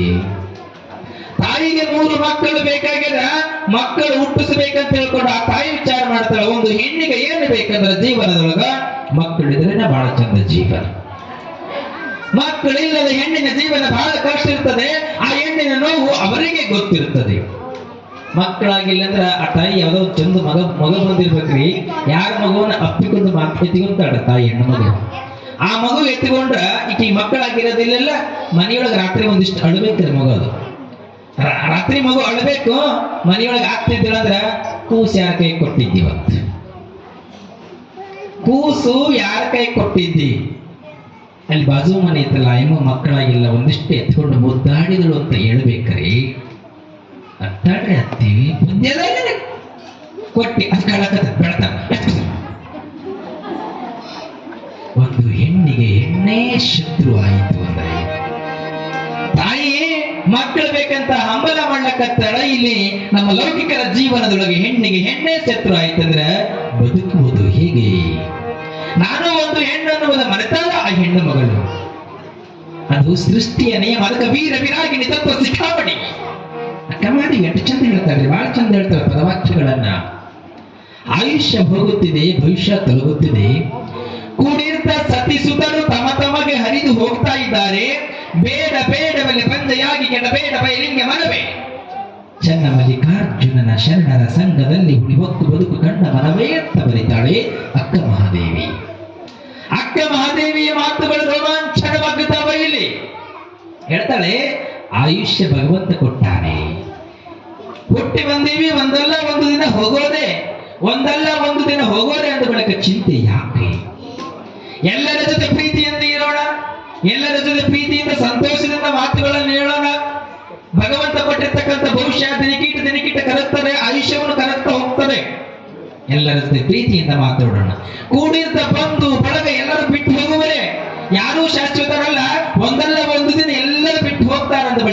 ಅದಕ್ಕಾಗಿ ಚಿಂತೆ. ಇಲ್ಲಿ ಬಂಜೆ ಅಂತ ಒಂದು ಪದ ಸೃಷ್ಟಿ ಮಾಡಲಿ ವಚನದೊಳಗ. ಯಾಕೆ ಬಂಜೆ ಅಂತ ಯಾಕೆ ಕರೀತಾರೆ? ಅಕ್ಕ ಮಾದೇವಿ ಹೇಳ್ತಾಳೆ, ನಾನು ಹೇಳಿರುವಂತ ಮಾತಲ್ಲ, ಬಂಜೆ ಅಂದ್ರೆ ಮಕ್ಕಳಿದ್ದವರಿಗೆ ಬಂಜೆ ಅಂತ ಅಂದಲ್ರಿ ಅಕ್ಕ ಮಾದೇವಿ. ಅರ್ಥ ಮಾಡ್ಕೊಂಡ್ರೆ ಬಹಳ ಸೂಕ್ಷ್ಮ ಗಹನವಾಗಿರುವಂತ ವಿಚಾರ ಅದು. ಇಲ್ಲಿ ಮಕ್ಕಳಿದ್ದರೂ ಸಹಿತವಾಗಿ ಬಂದ ಎಂದು ಎಂದು ಹೇಳಿ ಅಕ್ಕ ಮಾದೇವಿ ಏತಕ್ಕಾಗಿ ಹೇಳಿದ್ರು? ಸ್ವಾಮಿಗಳು ಹೆಂಗ್ರಿ ಇದು? ಮಕ್ಕಳಿದ್ರ ಮಕ್ಕಳಿಲ್ಲ ಮಕ್ಕಳಿಲ್ಲ ಮಕ್ಕಳಿಲ್ಲ ಅಂತ ತಿಳ್ಕೊಂಡು ದೇವತಾಯಿನ ಬಿಡುತ್ತೀವಿ, ಅನಂತ ದೇವರುಗಳನ್ನ ಬಿಡುತ್ತೀವಿ, ಜಗಜ್ಜನನಿಯನ್ನ ಬಿಡುತ್ತೀವಿ, ಬೇಡಿ ಬೇಡಿ ಹರಗೆಯನ್ನ ಹೊತ್ತುಕೊಂಡು ಮಕ್ಕಳನ್ನ ಇರುತ್ತೇವೆ. ಮಕ್ಕಳಿದ್ದವರಿಗೆ ಬಂಜೆ ಅಂತೀರಲ್ಲ. ಮಕ್ಕಳಿಲ್ಲದ ಹೆಣ್ಣು ಮಗಳಿಗೆ ಬಂಜೆ ಎಂದು ಕರೆದಿಲ್ಲ ಅಕ್ಕ ಮಹಾದೇವಿ. ಮಕ್ಕಳಿದ್ದವರಿಗೆ ಬಂಜೆ ಅಂದಿಲ್ಲ ಅಕ್ಕ ಮಹಾದೇವಿ. ಎಷ್ಟು ಚಂದ ಅರ್ಥ ಕೊಟ್ಟಾಳ್ರಿ ಅಕ್ಕ ಮಹಾದೇವಿ. ಅದಕ್ಕೆ ಒಂದಿಷ್ಟು ಅಕ್ಕ ಮಹಾದೇವಿ ವಚನಗಳನ್ನ ಓದ್ಬೇಕ್ರಿ. ಮನೆಯೊಳಗೆ ನೆಮ್ಮದಿ ಇಲ್ಲ ಅಂತಕ್ಕಂಥವ್ರು ಸಮಾಧಾನ ಸಿಗ್ತದೆ ಮನೆಯೊಳಗ. ಅವರು ಅಕ್ಕ ಮಹಾದೇವಿ ಎಷ್ಟು ಚಂದ ಹೇಳ್ತಾಳಂತಂದ್ರೆ, ನೋಡು ಮಗನ, ನಿನಗೆ ಮಕ್ಕಳಾಗಿಲ್ಲ ಮಕ್ಕಳಾಗಿಲ್ಲ ಅಂತ ಪ್ರತಿ ಕ್ಷಣ ಕೊರಗಬೇಡ, ಚಿಂತೆಯನ್ನ ಮಾಡಬೇಡ, ಯಾರು ಇಲ್ಲದ ಕೋಣು ಎಳೆದು ಕುಳಿತುಕೊಂಡು ದುಃಖ ಮಾಡಬೇಡ. ಆ ಹೆಣ್ಣಮಗಳ ಮಕ್ಕಳಿಲ್ಲದವರ ನೋವು ಮಕ್ಕಳಿಲ್ಲದವರಿಗೆ ಗೊತ್ತು. ಆ ಸಂಕಟ ಅವರಿಗೆ ಗೊತ್ತು ವಿನಃ ಬೇರೆ ಯಾರಿಗೂ ಗೊತ್ತಾಗಲಿಕ್ಕೆ ಸಾಧ್ಯ ಇಲ್ಲ. ನೀ ಚಿಂತೆ ಮಾಡಬೇಡ, ಅಳಬೇಡ. ಮಕ್ಕಳ ಇಲ್ಲ ಅನ್ನುವಂತ ಹೆಣ್ಣು ಮಗಳು ನೋಡ್ರಿ, ನಮ್ಮ ಕುಟುಂಬದೊಳಗೆ ಮಕ್ಕಳಾಗಿರ್ತಕ್ಕಂಥವ್ರು ನಮ್ಮ ಮಕ್ಕಳನ್ನ ಮಾತ್ರ ಎತ್ಕೊತೀವಿ ನಾವೆಲ್ಲ. ಜಾತಿ ಭೇದವನ್ನ ಮಾಡೋದಿಲ್ಲ. ಮಕ್ಕಳಿಲ್ಲದ ಹೆಣ್ಣು ಮಗಳು ಯಾರ ಮಕ್ಕಳನ್ನ ಇಲ್ಲಿ ಎಷ್ಟು ಚಂದ ಅಂತ ತಿಳ್ಕೊಂಡು ಎತ್ಕೊಳ್ಳಕ್ ಹೋಗ್ಕೊಳ್ರಿ. ಯಾರದೇ ಮಗು ಇಲ್ಲಿ ಪರೀಕ್ಷೆ ಮಾಡ್ರಿ ಬೇಕಾದ್ರೆ, ಯಾರದಿಲ್ಲ ಅವ್ರ ಮಗು ಇವ್ರ ಮಗು ಆ ಜಾತಿ ಮಗು ಅನ್ನೋದಿಲ್ಲ. ಹೆಣ್ಮಗಳು ಮಗು ಚಂದ ಒಟ್ಟು ಎತ್ಕೋಬೇಕಂತಾಳೆ, ಆ ಮಗುವಿನ ಜೊತೆ ಒಂದಿಷ್ಟು ಆಡ್ಬೇಕಂತಾಳೆ, ಆ ಮಗುವಿನ ಜೊತೆ ಒಂದಿಷ್ಟು ಸಂತೋಷದಿಂದ ಇರ್ಬೇಕಂತಾಳೆ. ಈ ಗುಣ ನಿನ್ನಲ್ಲಿ ಬಂದದಲ್ಲ, ನೀನು ತಾಯ್ತನವನ್ನು ಅನುಭವಿಸಿದಂಗ, ಅದಕ್ಕೆ ನೀ ಬಂಜೆ ಎಲ್ಲ ಎಂದು ಅಕ್ಕ ಮಹಾದೇವಿ ಹೇಳ್ತಾಳೆ. ಹಾಗಾದ್ರೆ ಮಕ್ಕಳಿದವರು ಬಂಜೆ ಅಂತ ಅಂದರು. ಯಾಕಂದಳು? ಮಕ್ಕಳಿದ್ದವರು ಬಂಜೆ ಅನ್ನುವಂತ ಮಾತನ್ನು ವ್ಯಕ್ತಪಡಿಸ್ತಾಳೆ ತಾಯಿ ಅಕ್ಕ ಮಹಾದೇವಿಗೆ. ಹೆಂಗೆ ವ್ಯಕ್ತಪಡಿಸ್ತಾಳೆ ಅಂತಂದ್ರೆ, ನೋಡು, ಮನೆಯೊಳಗೆ ಯಾವ ಹೆಣ್ಣು ಮಗಳಿಗೆ ಮಕ್ಕಳಾಗಿರುವಂತ ಸಂದರ್ಭಗಳು ಮನೆಯೊಳಗೆ ಹಿರಿಯರಾಗಿರ್ತಕ್ಕಂಥವರು ಅತ್ತಿ ಮಾವ ನಗಣ್ಯರು ಭಾವ ಮೈದಿನರ ಜೊತೆ ಯಾವ ಹೆಣ್ಣು ಮಗಳು ಪ್ರೀತಿಯಿಂದ ಆ ಮನೆಯೊಳಗೆ ಇರುವುದಿಲ್ಲ. ಆ ಹೆಣ್ಣು ಮಗಳು ನಿಜವಾಗಲೂ ಬಂಜೆ ಅಂತ ತಿಳ್ಕೊಂಡು ಸಾರಿ ಜಗದೊಳಗೆ ಹೇಳಿಕೊಟ್ಟಾಳೆ ಅಕ್ಕ ಮಹಾದೇವಿ. ಹಿರಿಯರಿಗೆ ಗೌರವ ಕೊಡಬೇಕು, ಅತ್ತಿ ಮಾವರಿಗೆ ಚಂದ ಬಿಸಿ ರೊಟ್ಟಿ ಮಾಡಬೇಕು. ಎಲ್ಲಿ ಬಿಸಿ ರೊಟ್ಟಿ ರೀ ತಿಳೋದು ಕಲ್ತೀವಿ. ಈಗ ಬಿಸಿ ರೊಟ್ಟಿ ಎಲ್ಲಿ ಬರಬೇಕು, ಕೈ ನೋಯ್ತೇವೆ ಅನ್ನತಕ್ಕಂಥವ್ರು ಬಹಳ ಜನ ಇದ್ದಾರೆ. ಈ ಊರೊಳಗೆ ಯಾರು ತಿಳೋರಿಲ್ಲ. ಇದೇನೇನ್ ತಿಳೋರಿಲ್ಲ ಅಂದ್ರೆ ಇಲ್ಲಿ ಜಗತ್ತೇ ತಿಡಕತ್ತದ. ಒಂದು ಊರೊಳಗೆಲ್ಲ ಇಡೀ ಜಗತ್ತಿನೊಳಗೆ ಹೆಂಗಾಗ್ಯದಂದ್ರ ಅದೊಂದು ರೊಟ್ಟಿ ಮಾಡೋದೇನು ಬಂದಿರ್ಬೇಕಂತ ಕಾಣ್ತದ. ಅದು ಮಿಷನ್, ರೊಟ್ಟಿ ಮಾಡೋ ಮಿಷನ್ ಬಂತು, ಬಟ್ಟೆ ತೊಳೆಯೋ ಮಿಷನ್ ಬಂತು, BP ಬಂತು, ಶುಗರ್ ಬಂತು, ನಮ್ಮ ಮೇಲೆ ಬಂದು ಕೂತಾವ. ಈಗ ಎದಕ್ಕೆ ಕೂತಾವೆ? ಕೆಲಸ ಮಾಡುತ್ತಿಲ್ಲ ನಾವೆಲ್ಲ. ಇಲ್ಲಿ ತಾಯಿ ಹೆಂಗ ಮಕ್ಕಳೆಲ್ಲ ಹೆಣ್ಣುಮಗಳೆಲ್ಲ ಅಪ್ಪಿಕೊಂಡು ಮಾತಾಡ್ಬೇಕಂತಾಳೆ. ಇಲ್ಲಿ ಜಗಜ್ಜನೇ ಸಹಿತವಾಗಿ ಇಚ್ಛಾಶಕ್ತಿ, ಕ್ರಿಯಾಶಕ್ತಿ, ಜ್ಞಾನ ಶಕ್ತಿಯಿಂದ 3 ಮಕ್ಕಳನ್ನ ಆ ತಾಯಿ ಸೃಷ್ಟಿಯನ್ನ ಮಾಡ್ತಾಳೆ. ಇಲ್ಲಿ 3 ಮಕ್ಕಳನ್ನ ತಾಯಿ ಸೃಷ್ಟಿಯನ್ನ ಮಾಡಿದರು. ಅದರ ದೇವಾನುದೇವತೆಗಳಿಗೆ ನಮ್ಮ ಹಾಗೆ ಜಡವಾದ ದೇಹ ಇರೋದಿಲ್ರಿ. ದೇವಾನುದೇವತೆಗಳಿಗೆ ನಮ್ಮ ಹಾಗೆ ಜಡವಾದ ದೇಹ ಇರೋದಿಲ್ಲ. ಸೂಕ್ಷ್ಮವಾಗಿರುವಂತ ಶರೀರ ಇರ್ತದೆ. ಆ ದೇವಾನುದೇವತೆಗಳು ಕಾಣುವುದಿಲ್ಲ. ಆ ತಾಯಿ ತನಗೆ ಮಕ್ಕಳು ಬೇಕಾಗ್ಯದ, ಮಕ್ಕಳ ಜೊತೆ ಆಟ ಮಾಡಬೇಕಾಗ್ಯದ ಅಂತ ತಿಳ್ಕೊಂಡು ಸಂತೋಷದಿಂದ ಮಕ್ಕಳನ್ನ ಹೇರುತ್ತಾಳೆ. ಇಚ್ಛಾಶಕ್ತಿ, ಕ್ರಿಯಾಶಕ್ತಿ, ಜ್ಞಾನ ಶಕ್ತಿ ಅನ್ನುವಂತ ತನ್ನ ಶಕ್ತಿಯ ಮುಖಾಂತರವಾಗಿ ಮಕ್ಕಳನ್ನ ಹೆತ್ತಳು. ಮಕ್ಕಳನ್ನ ಹೆತ್ತ ಬಳಿಕ ಸಂತೋಷದಿಂದ ಆಟ ಆಡಿದಳು ಕರೆ ಈ ಜಗತ್ತಿನೊಳಗೆ ಅನಂತ ಬ್ರಹ್ಮಾಂಡ ಲೋಕಗಳಿದ್ದಾವೆ.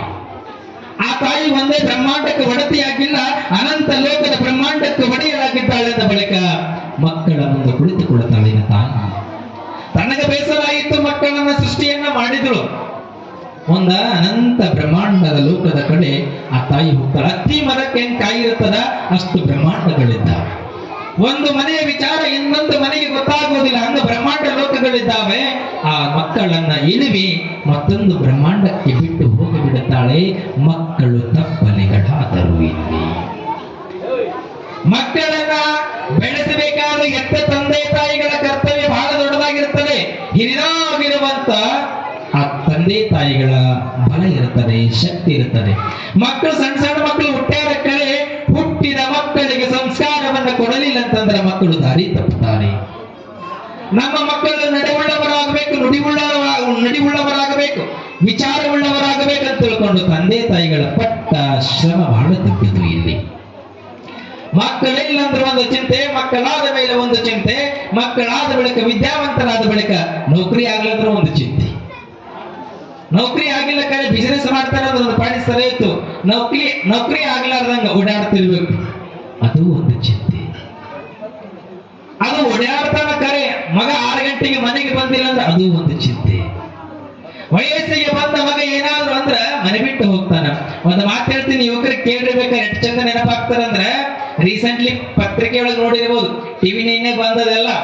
ಎದಕ್ಕೆ ಹೇಳ್ತೇನೆ ಅಂದ್ರ, ತಂದೆ ತಾಯಿ ಮುಂದ 18 ವರ್ಷ ಆತಂದ್ರ 50 ರೂಪಾಯಿ ಕೊಡಂತ ಯಾವ ಮಗ ಅಂತಿರಲ್ಲ ಅವ್ರ ಭಿಕ್ಷಕರು ನೋಡ್ರಿ. 18 ವರ್ಷ ಯಾವಾಗ ತುಂಬ್ಯಾದ ನಿಮಗ 50 ಕೊಡು, 100 ಕೊಡು, 200 ಕೊಡು, ಮೊಬೈಲಿಗೆ ರಿಚಾರ್ಜ್ ಮಾಡ್ಸಂತೀರಿ ನೋಡು. ನಿಜವಾದ ಭಿಕ್ಷಕರು ಚಿತ್ತಾಗ್ಬೇಡ್ರಿ, ನಮ್ ದಿದ್ದಿಗೆ ಪಕ್ಕದಲ್ಲಿ ನಾನೇ 100 ಅಲ್ಲ.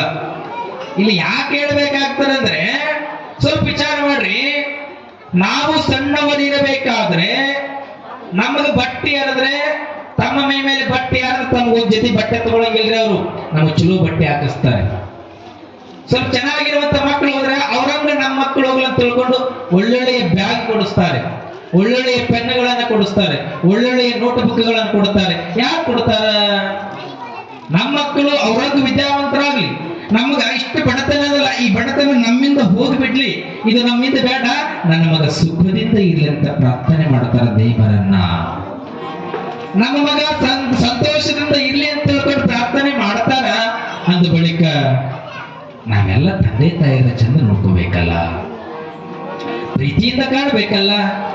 ಯಾವ ಮಗ ಹೆತ್ತ ತಂದೆ ತಾಯಿಯರಿಗೆ, ಯಾವ ಮಗ ಹೆತ್ತ ತಂದೆ ತಾಯಿಯರ ಮುಂದೆ ನಿಂತುಕೊಂಡು ದೊಡ್ಡವರಾದ ಬಳಿಕ ನೀ ಏನ್ ಆಸ್ತಿ ಮಾಡಿ ಅಂತ ಕೇಳ್ತಾನಲ್ಲ, ಅವ ಶತಮೂರ್ಖ. ಅವನಂತ ಶತಮೂರ್ಖ ಹುಡುಕಿದ್ರು ಸಿಗೋದಿಲ್ರಿ. ನೀ ಏನ್ ಆಸ್ತಿ ಮಾಡಿ ಅಂತೀರಲ್ಲ, ಅವ್ರ ಆಸ್ತಿ ಮಾಡಿಲ್ಲೋ, ಬಟ್ಟೆಯನ್ನು ಕಟ್ಟಿ ನಿನ್ನನ್ನು ಬೆಳೆಸಿ ದೊಡ್ಡವನನ್ನಾಗಿ ಮಾಡ್ಯಾರೆ. ಇದು ಅರಿವಿಟ್ಟುಕೊಂಡು ಮಾತಾಡು ಮಗ. ಹೊಟ್ಟೆಗೆ ಒಂದೊಂದು ಅನ್ನ ಇಲ್ಲ ಅಂದ್ರೆ ನಿನಗೆ ಹುಟ್ಟು ಹೊಟ್ಟೆದ್ದು ಉಣಿಸಿ ನಿನ್ನ ಮನಸ್ಸಾರೆ ಉಪವಾಸ ಮಕ್ಕೊಂಡಾರಿ. ಇದನ್ನ ಎಚ್ಚರ ಇರಬೇಕಲ್ಲ. ಏನ್ ಆಸ್ತಿ ಮಾಡಿ ಅನ್ನೋದಲ್ಲಿ ನೀನು ಹುಟ್ಟಿ ಬಂದಿಯಲ್ಲ. ಯಾವ ಮಗ ರವೀಂದ್ರನಾಥ್ ಠಾಗೋರ್ ಬರೀತಾನೆ, ಚಂದ ಬರೀತಾನೆ, ಜಗಬಂಧು ನಾಟಕ ಮಂದಿರ, ಬಣ್ಣವು ಅಳಿಕಿದ ಮೇಲೆ ಪಾತ್ರವು ಮುಗಿದ ಬಳಿಕ ನಾವೆಲ್ಲರೂ ಮನೆಗೆ ಹೋಗಲೇಬೇಕು. ಒಂದು ಕಡೆ ಬರೀತಾರೆ, ಪಾತ್ರ ಮಾಡಕ್ಕೆ ಬಂದೀವಿ, ನನ್ನ ಪಾತ್ರ ನಿನ್ನ ಬೆಳೆಸುವಂತ ಪಾತ್ರ ಇಟ್ಟಿದ್ದೀನ, ಚಂದ ಬೆಳೆಸೀನಿ, ಬಣ್ಣ ಹಚ್ಚಿಕೊಂಡು ನಾ ಚಂದ ಬೆಳೆಸೀನಿ. ನನ್ನ ಬಣ್ಣ ಅಳುಕೋದಕ್ಕೆ ಬಂದಾಗಪ್ಪ, ಈ ಅಳುಕುವ ಬಣ್ಣದ ಮುಂದೆ ನಿಂತುಕೊಂಡು ನೀ ಏನು ಮಾಡಿ ಯಾಕೆ ಅಂತ ಕೇಳಲಿಕ್ಕೆ ಹೋಗಬೇಡ. ನನಗೆ ಮುಪ್ಪು ಆವರಿಸದ, ಈ ಮುಪ್ಪಿಗೆ ಒಂದಿಷ್ಟು ಯಾವ ಮಗ ಬಿಸಿ ರೊಟ್ಟಿಯನ್ನು ಕೊಡ್ತಾನಲ್ಲ, ಅವ ನಿಜವಾದ ಫಲವನ್ನು ಕೊಡುವಂತ ಮಗನಾಗಿ ಬೆಳೀತಾನ ಮುಂದ. ತಾಯಿ ಮಕ್ಕಳ ಬಿಟ್ಟು ಹೋಗಾಳೆ, ಸಣ್ಣ ಮಕ್ಕಳನ್ನ ಬಿಟ್ಟು ಹೋಗಾಳೆ ತಾಯಿ ಜಗಜ್ಜನನೇ. ಮಕ್ಕಳು ಗೋಗರಿತಾ ಇದ್ದಾರೆ. ಇಲ್ಲಿ ಹೆತ್ತ ತಂದೆ ಬೆಳೆಸುವಂತ ಸಂದರ್ಭದೊಳಗ, ಮಕ್ಕಳಿಗಾಗಿ ಓದಿಸುವಂತ ಸಂದರ್ಭದೊಳಗೆ ಸಾಲ ಮಾಡ್ಯಾನೆ. ಆ ಸಾಲವನ್ನ ತೀರಿಸಿ ತಂದೆ ತಾಯಿಗಳಿಗೆ ಚೆನ್ನಾಗಿರುವಂತ ಬಟ್ಟೆಗಳನ್ನ ಕೊಡಿಸಿ ಅವನ ಸಾಲವನ್ನ ತೀರಿಸಿದ ಬಳಿಕ ಎದೆ ಎತ್ತಿಕೊಂಡು ಯಾವ ಮಗ ಸಮಾಜದೊಳಗೆ ಓಡಾಡ್ತಾನಲ್ಲ, ಅವ ಕೀರ್ತಿಯ ಶಾಲಿ ಮಗನಾಗಿ ಸಮಾಜದೊಳಗೆ ಬದುಕು ಕಟ್ಟಿಕೊಡ್ತಾನೆ. ಇನ್ನೊಂದು ಮಾತು ಯುವಕರಿಗಾಗಿ ಹೇಳಿಬಿಡ್ತೇನೆ, ಇದು ಅನಿವಾರ್ಯ ಪ್ರಸಂಗದ ಇವತ್ತಿನ ದಿನಮಾನಗಳಲ್ಲಿ ವೃದ್ಧಾಶ್ರಮಗಳು ಹುಟ್ಲಕತ್ತೇವ ಬಂಧುಗಳ ವಿಚಾರ ಮಾಡಬೇಕು. ಇಲ್ಲಿ ತಾಯಿ ಬೆಳೆಸಿದರೆ ನಮ್ಮ ಜೀವನ ಪಾವನ. ಜಗಜ್ಜನನಿ ಸಹಿತವಾಗಿ ಮಕ್ಕಳನ್ನ ದಂಡಕಾರಣ್ಯದಲ್ಲಿ ಕಾಡರಣ್ಯದಲ್ಲಿ ಮಕ್ಕಳನ್ನ ಬಿಟ್ಟು ಹೋಗಾಳೆ. ಮಕ್ಕಳು ದುಃಖ ತಪ್ತವಾಗ್ಯಾರೆ. ನಮ್ಮ ಜೀವನದಲ್ಲೂ ಸಹಿತವಾಗಿ ತಂದೆ ತಾಯಿರು, ಯುವಕರೇ ಯುವತಿಯರು ಸಹಿತವಾಗಿ ಕೇಳಬೇಕು. ಯಾಕೆ ಹೇಳ್ತೇನೆಂದ್ರ, ಇಡೀ ಜಗತ್ತಿನೊಳಗೆ 333 ಕೋಟಿ ದೇವತೆಗಳಿದ್ದಾರೆ. ಎಷ್ಟು ಜನ ರೀ? 333 ಕೋಟಿ. ಆದ್ರೆ ಪ್ರಥಮ ಸ್ಥಾನವನ್ನು ಯಾರಿಗೆ ಕೊಟ್ಟಿವಿ? ಗಣಪತಿಗೆ ಕೊಟ್ಟಿವಿ. ನಾವೆಲ್ಲ ಪ್ರಥಮ ಸ್ಥಾನವನ್ನ ಗಣಪತಿಗೆ ಕೊಟ್ಟಿವಿ ಅಂದ ಬಳಿಕ ಯಾವ ಮಗ ಮನೆಯೊಳಗೆ ಎತ್ತ ತಂದೆ ತಾಯಿಯರಿಗೆ ಗಣಪತಿಯ ಸ್ಥಾನವನ್ನು ಕೊಡ್ತಾನ, ಆ ಮಗನ ಏಳಿಗೆ ಸಮಾಜದೊಳಗೆ ಉನ್ನತ ಶಿಖರಕ್ಕೆ ಹೋಗ್ತದೆ, ಉತ್ತೀರ್ಣನಾಗಿ ಮಗ ಬೆಳೆಯುತ್ತಾನೆ. ಇದು ತಂದೆ ತಾಯಿಗಳಂದ್ರೆ ಗಣಪತಿ ಅಂತ ತಿಳ್ಕೋಬೇಕು. ಯಾವ ಮಗ ಬೆಳಗ್ಗೆ ತಂದೆ ತಾಯಿಗೆ ನಮಸ್ಕಾರ ಮಾಡ್ಕೊಂಡು ಹೊರಗೆ ಹೋಗಿ ನೋಡೋಣ, ಆಗ್ಲಾರ್ದ ಕೆಲಸ ಆಗ್ತಾವ್ರಿ. ಆದ್ರೆ ತಂದೆ ತಾಯಿ ನಮಸ್ಕಾರ ಮಾಡಿಸುವಂಥದ್ದು ಆರಂಭದೊಳಗೆ ಮಕ್ಕಳಿಗೆ ಕಲಿಸಿಕೊಡಬೇಕು. ನಾವೇನ್ ಮಾಡಿವಿ ಅಂದ್ರೆ ಮಕ್ಕಳಿಗೆ ವಿಭೂತಿ ಹೆಚ್ಚಕ್ಕೆ ಕೊಡ್ತಿಲ್ಲ ನಾವೆಲ್ಲ. ಮನೆಯೊಳಗೆ ದಯವಿಟ್ಟು ಅರ್ಥ ಮಾಡ್ಕೊಳ್ರಿ. ಬಸವಣ್ಣನವರ ವಚನಗಳಾಗಿರ್ಬೋದು, ಅಕ್ಕ ಮಹದೇವಿ ವಚನಗಳಾಗಿರ್ಬೋದು, ಚಿನ್ಮಯಜ್ಞಾನಿ ಚನ್ನಬಸವಣ್ಣನವರ ವಚನಗಳಾಗಿರ್ಬೋದು, ವಚನ ಸಾಹಿತ್ಯವಾಗಿರ್ಬೋದು, ಮಕ್ಕಳಿಗೆ ಒಂದಿಷ್ಟು ಹೇಳ್ಕೊಡ್ರಿ.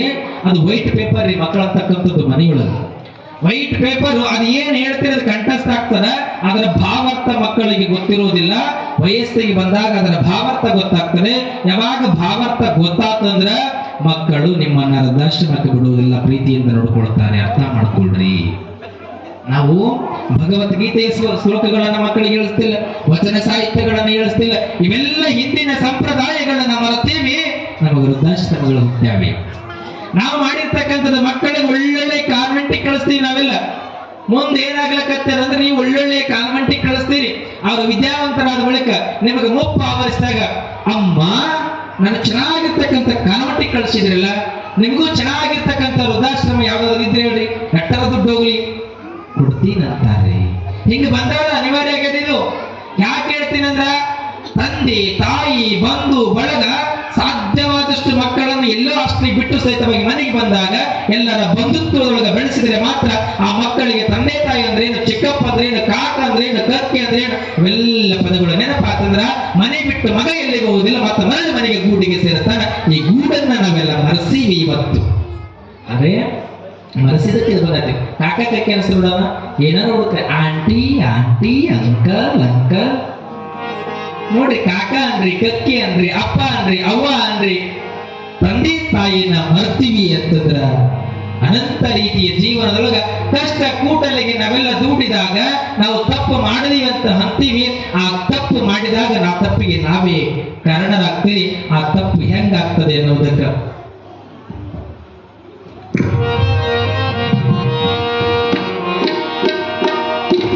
ತಾಯಿ ಋಣವ ಮರಿಗಾಡ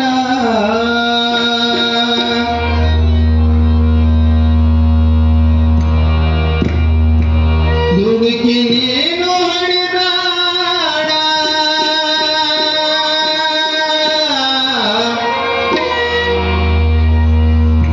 ಕಲಿಕೆ ಮಾತ ಕೇಳಬೇಡ, ಕಲಿಕೆ ಮಾತ ಕೇಳಬೇಡ,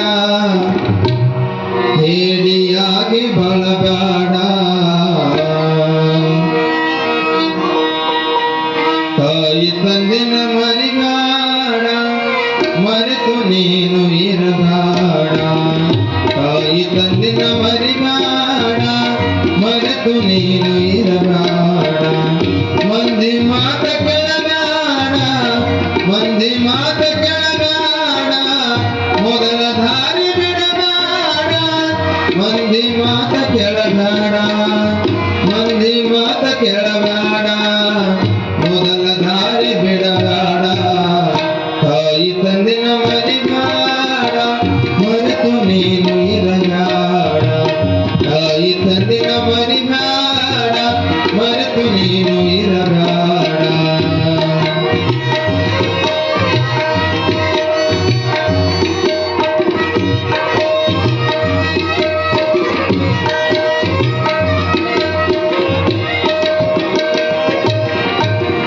ತಾಯಿ ಋಣವ ಮರಿಬೇಡ, ದುಡುಕಿ ನೀನು ಹೊಡಿಬೇಡ.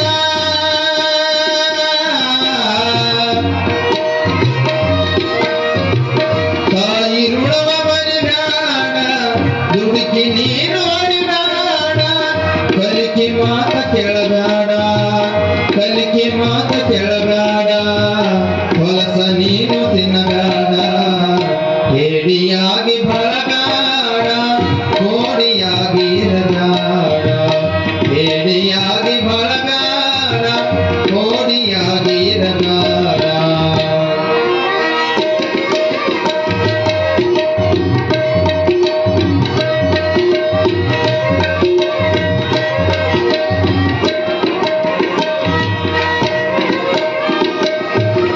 ಮಾತು ಕೊಟ್ಟು ಮರಿಬೇಡ, ಮಾನಗೇಡಿಯಾಗಬೇಡ.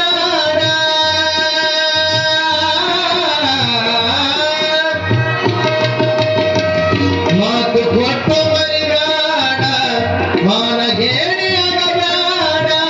ತಂದೆ ತಾಯಿನ ಬೇದಿಗೆ ಹಾಕಿ ತಂದೆ ತಾಯಿನ ಬೇದಿಗೆ ಹಾಕಿ ಬಿಗರ ಊರಿಗೆ ಹೋಗಬೇಡ ತಾಯಿ ಹಾಲು ಮರಿಬೇಡ ಕಳ್ಳಿ ಹಾಲ ಕುಡಿಬೇಡ ತಾಯಿ ಹಾಲ ಮರಿಬೇಡ ಕಳ್ಳಿ ಹಾಲ ಕುಡಿಬೇಡ ತಾಯಿ ತಂದಿನ ಮರಿಬೇಡ ಮರೆತು ನೀನು ಇರಬೇಡ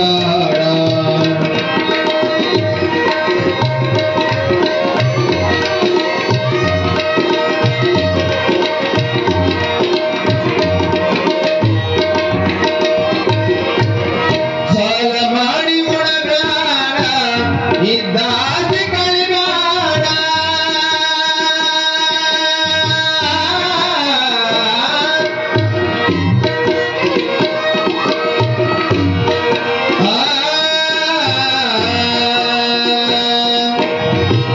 ಸಾಲ ಮಾಡಿ ಉಣಬೇಡ ಇದ್ದಾಸೆ ಕಳಿಬೇಡ ಮುಂದೆ ನೀನು ಅಳಬೇಡ ಮುಂದೆ ನೀನು ಅಳಬೇಡ ಬೀದಿ ಮ್ಯಾಲ ಬೀಳಬೇಡ ಬಣ್ಣ ಮಾಡಿ ಕರಿಬೇಡ ಬೀದಿ ನಾಯಿ ಅಗಬೇಡ ಬಣ್ಣ ಮಾಡಿ ಕರಿಬೇಡ ಬೀದಿ ನಾಯಿ ಅಗಬೇಡ ತಾಯಿ ತಂದಿನ ಮರಿಬೇಡ ಮರೆತು ನೀನು ಇರಬೇಡ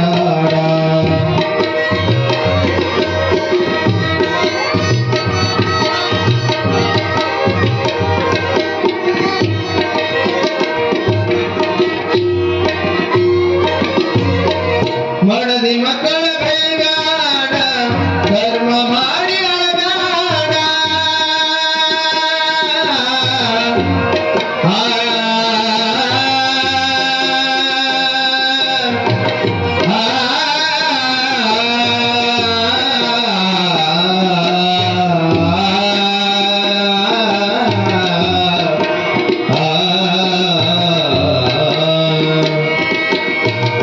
ಮಡದಿ ಮಕ್ಕಳ ಬೈಬೇಡ ಕರ್ಮ ಮಾಡಿ ಅಳಬೇಡ ನೀನು ಕ್ವಾಣ ನಗಬೇಡ ನೀನು ಕ್ವಾಣ ನಗಬೇಡ ಮನೆ ಬಿಟ್ಟು ಹೋಗಬೇಡ ಪಾಪ ನೀನು ಮಾಡಬೇಡ ಬೆಂಕಿಯೋಳು ಬಿಡಬೇಡ ಪಾಪ ನೀನು ಮಾಡಬೇಡ ಬೆಂಕಿಯೋಳು ಬಿಡಬೇಡ ತಾಯಿ ತಂದಿನ ಮರಿಬೇಡ ಮರೆತು ನೀನು ಇರಬೇಡ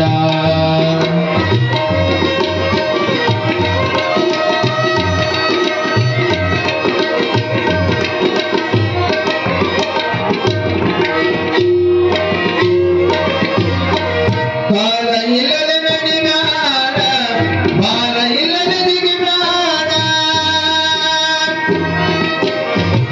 ಕಾಲ ಇಲ್ಲದೆ ನಡಿಬೇಡ ಬಾಲ ಇಲ್ಲದೆ ಜಿಗಿಬೇಡ ಹಿಂದಿ ಸೆರೆ ಕುಡಿಬೇಡ ಹಿಂದಿ ಸೆರೆ ಕುಡಿಬೇಡ ಶಿವನಾಮ ಬಿಡಬೇಡ ಸೊಸರ ಬಿಟ್ಟು ಇರಬೇಡ ಕತ್ತಿ ಹಂಗ ತಿರುಗಬೇಡ ಸೊಸರ ಬಿಟ್ಟು ಇರಬೇಡ ಕತ್ತಿ ಹಂಗ ತಿರುಗಬೇಡ ತಾಯಿ ತಂದಿನ ಮರಿಬೇಡ ಮರೆತು ನೀನು ಇರಬೇಡ ತಾಯಿ ತಂದಿನ ಮರಿಬೇಡ ಮರೆತು ನೀನು ಇರಬೇಡ ಮಂದಿ ಮಾತ ಕೇಳಬೇಡ ಮೊದಲ ದಾರಿ ಬಿಡಬೇಡ ಮಂದಿ ಮಾತ ಕೇಳಬೇಡ ಮಂದಿ ಮಾತ ಕೇಳಬೇಡ ಮೊದಲ ದಾರಿ ಬಿಡಬೇಡ ತಾಯಿ ತಂದಿನ ಮರಿಬೇಡ ಮರೆತು ನೀನು ಇರಬೇಡ ತಾಯಿ ತಂದಿನ ಮರಿಬೇಡ ತಾಯಿ ತಂದಿನ ಮರಿಬೇಡ ತಾಯಿ ತಂದಿನ ಮರಿಬೇಡ ಮರೆತು ನೀನು ಇರಬೇಡ ಶಿವಸಂಬಲೆ ನಮ ಪಾರ್ವತಿ ಶಿವಾಯ ಮಹಾದೇವ ತಂದೆ ತಾಯಿನ ಮರೆತರೆ ಕಷ್ಟ ಕಟ್ಟಿಟ್ಟು ಗೊತ್ತೇ ಇದೆ. ಇಲ್ಲಿ 3 ಮಕ್ಕಳನ್ನ ತಾಯಿ ಹೆತ್ತು ಬಿಟ್ಟು ಹೋಗ್ಯಾಳೆ, ಮಕ್ಕಳನ್ನ ಮರೆತಿಲ್ಲ. ಆದ್ರೆ ನಮ್ಮ ಲೌಕಿಕದೊಳಗ ಮಕ್ಕಳಾದ ಬಳಿಕ ಸಂತೋಷ ಆದ ಕರೆ ಮದುವೆ ಆದ ಬಳಿಕ ಬದಲಾವಣೆ ಆಯ್ತು ಅಂದ್ರೆ ವಯಸ್ಸಾಗಿರುವಂತ ತಂದೆ ತಾಯಿಗಳೇನ್ ಮಾಡ್ಬೇಕು?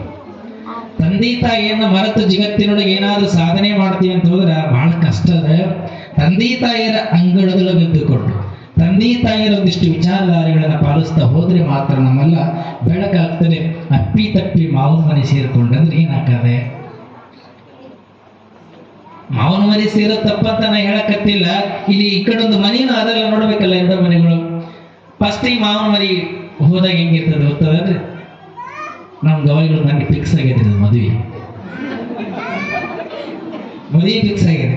ಹೋದಂದ್ರೆ ಏನಂತಾರ, ಕಾಲು ತೊಳೆಯಕ್ಕೆ ಟವಲ್ ಯಾರು ಕೊಡುತ್ತಾರು, ಮುಖ ತೊಳೆಯೋದಕ್ಕೆ ಮತ್ತೆ ಮುಖ ವರ್ಷಕ್ಕೆ ಇನ್ನೊಂದು ಟವಲ್ ಯಾರು ಕೊಡ್ತಾರೋ, ಚಾಪಿ ಹಾಕೋರು ಯಾರು, ಮಣಿ ಹಾಕೋರು ಯಾರು, ಅಲಸಂದಿ ವಡೆ ಮಾಡ್ತೀನಿ ಅಂತ ಒಬ್ರು ಅಂತಾರೆ, ಒಬ್ರು ಬಜ್ಜಿ ಮಾಡ್ತೀನಿ ಅಂತ ಒಬ್ರು ಅಂತಾರೆ, ಒಬ್ರು ಶಾವಿಗೆ ಪಾಯಸಿ ಮಾಡ್ತೀನಿ ಅಂತ ಒಬ್ರು ಅಂತಾರೆ, ಒಬ್ರು ಪಿಸ್ತಾ ಬಾದಾಮ್ ಅಂತಂದ್ರೆ ನೆನೆ ಇಟ್ಟು ನೆದಲ್ಸ ತಿನ್ನುವಂತ ಒಂದಿಷ್ಟು ಜನ ಅಂತಾರೆ.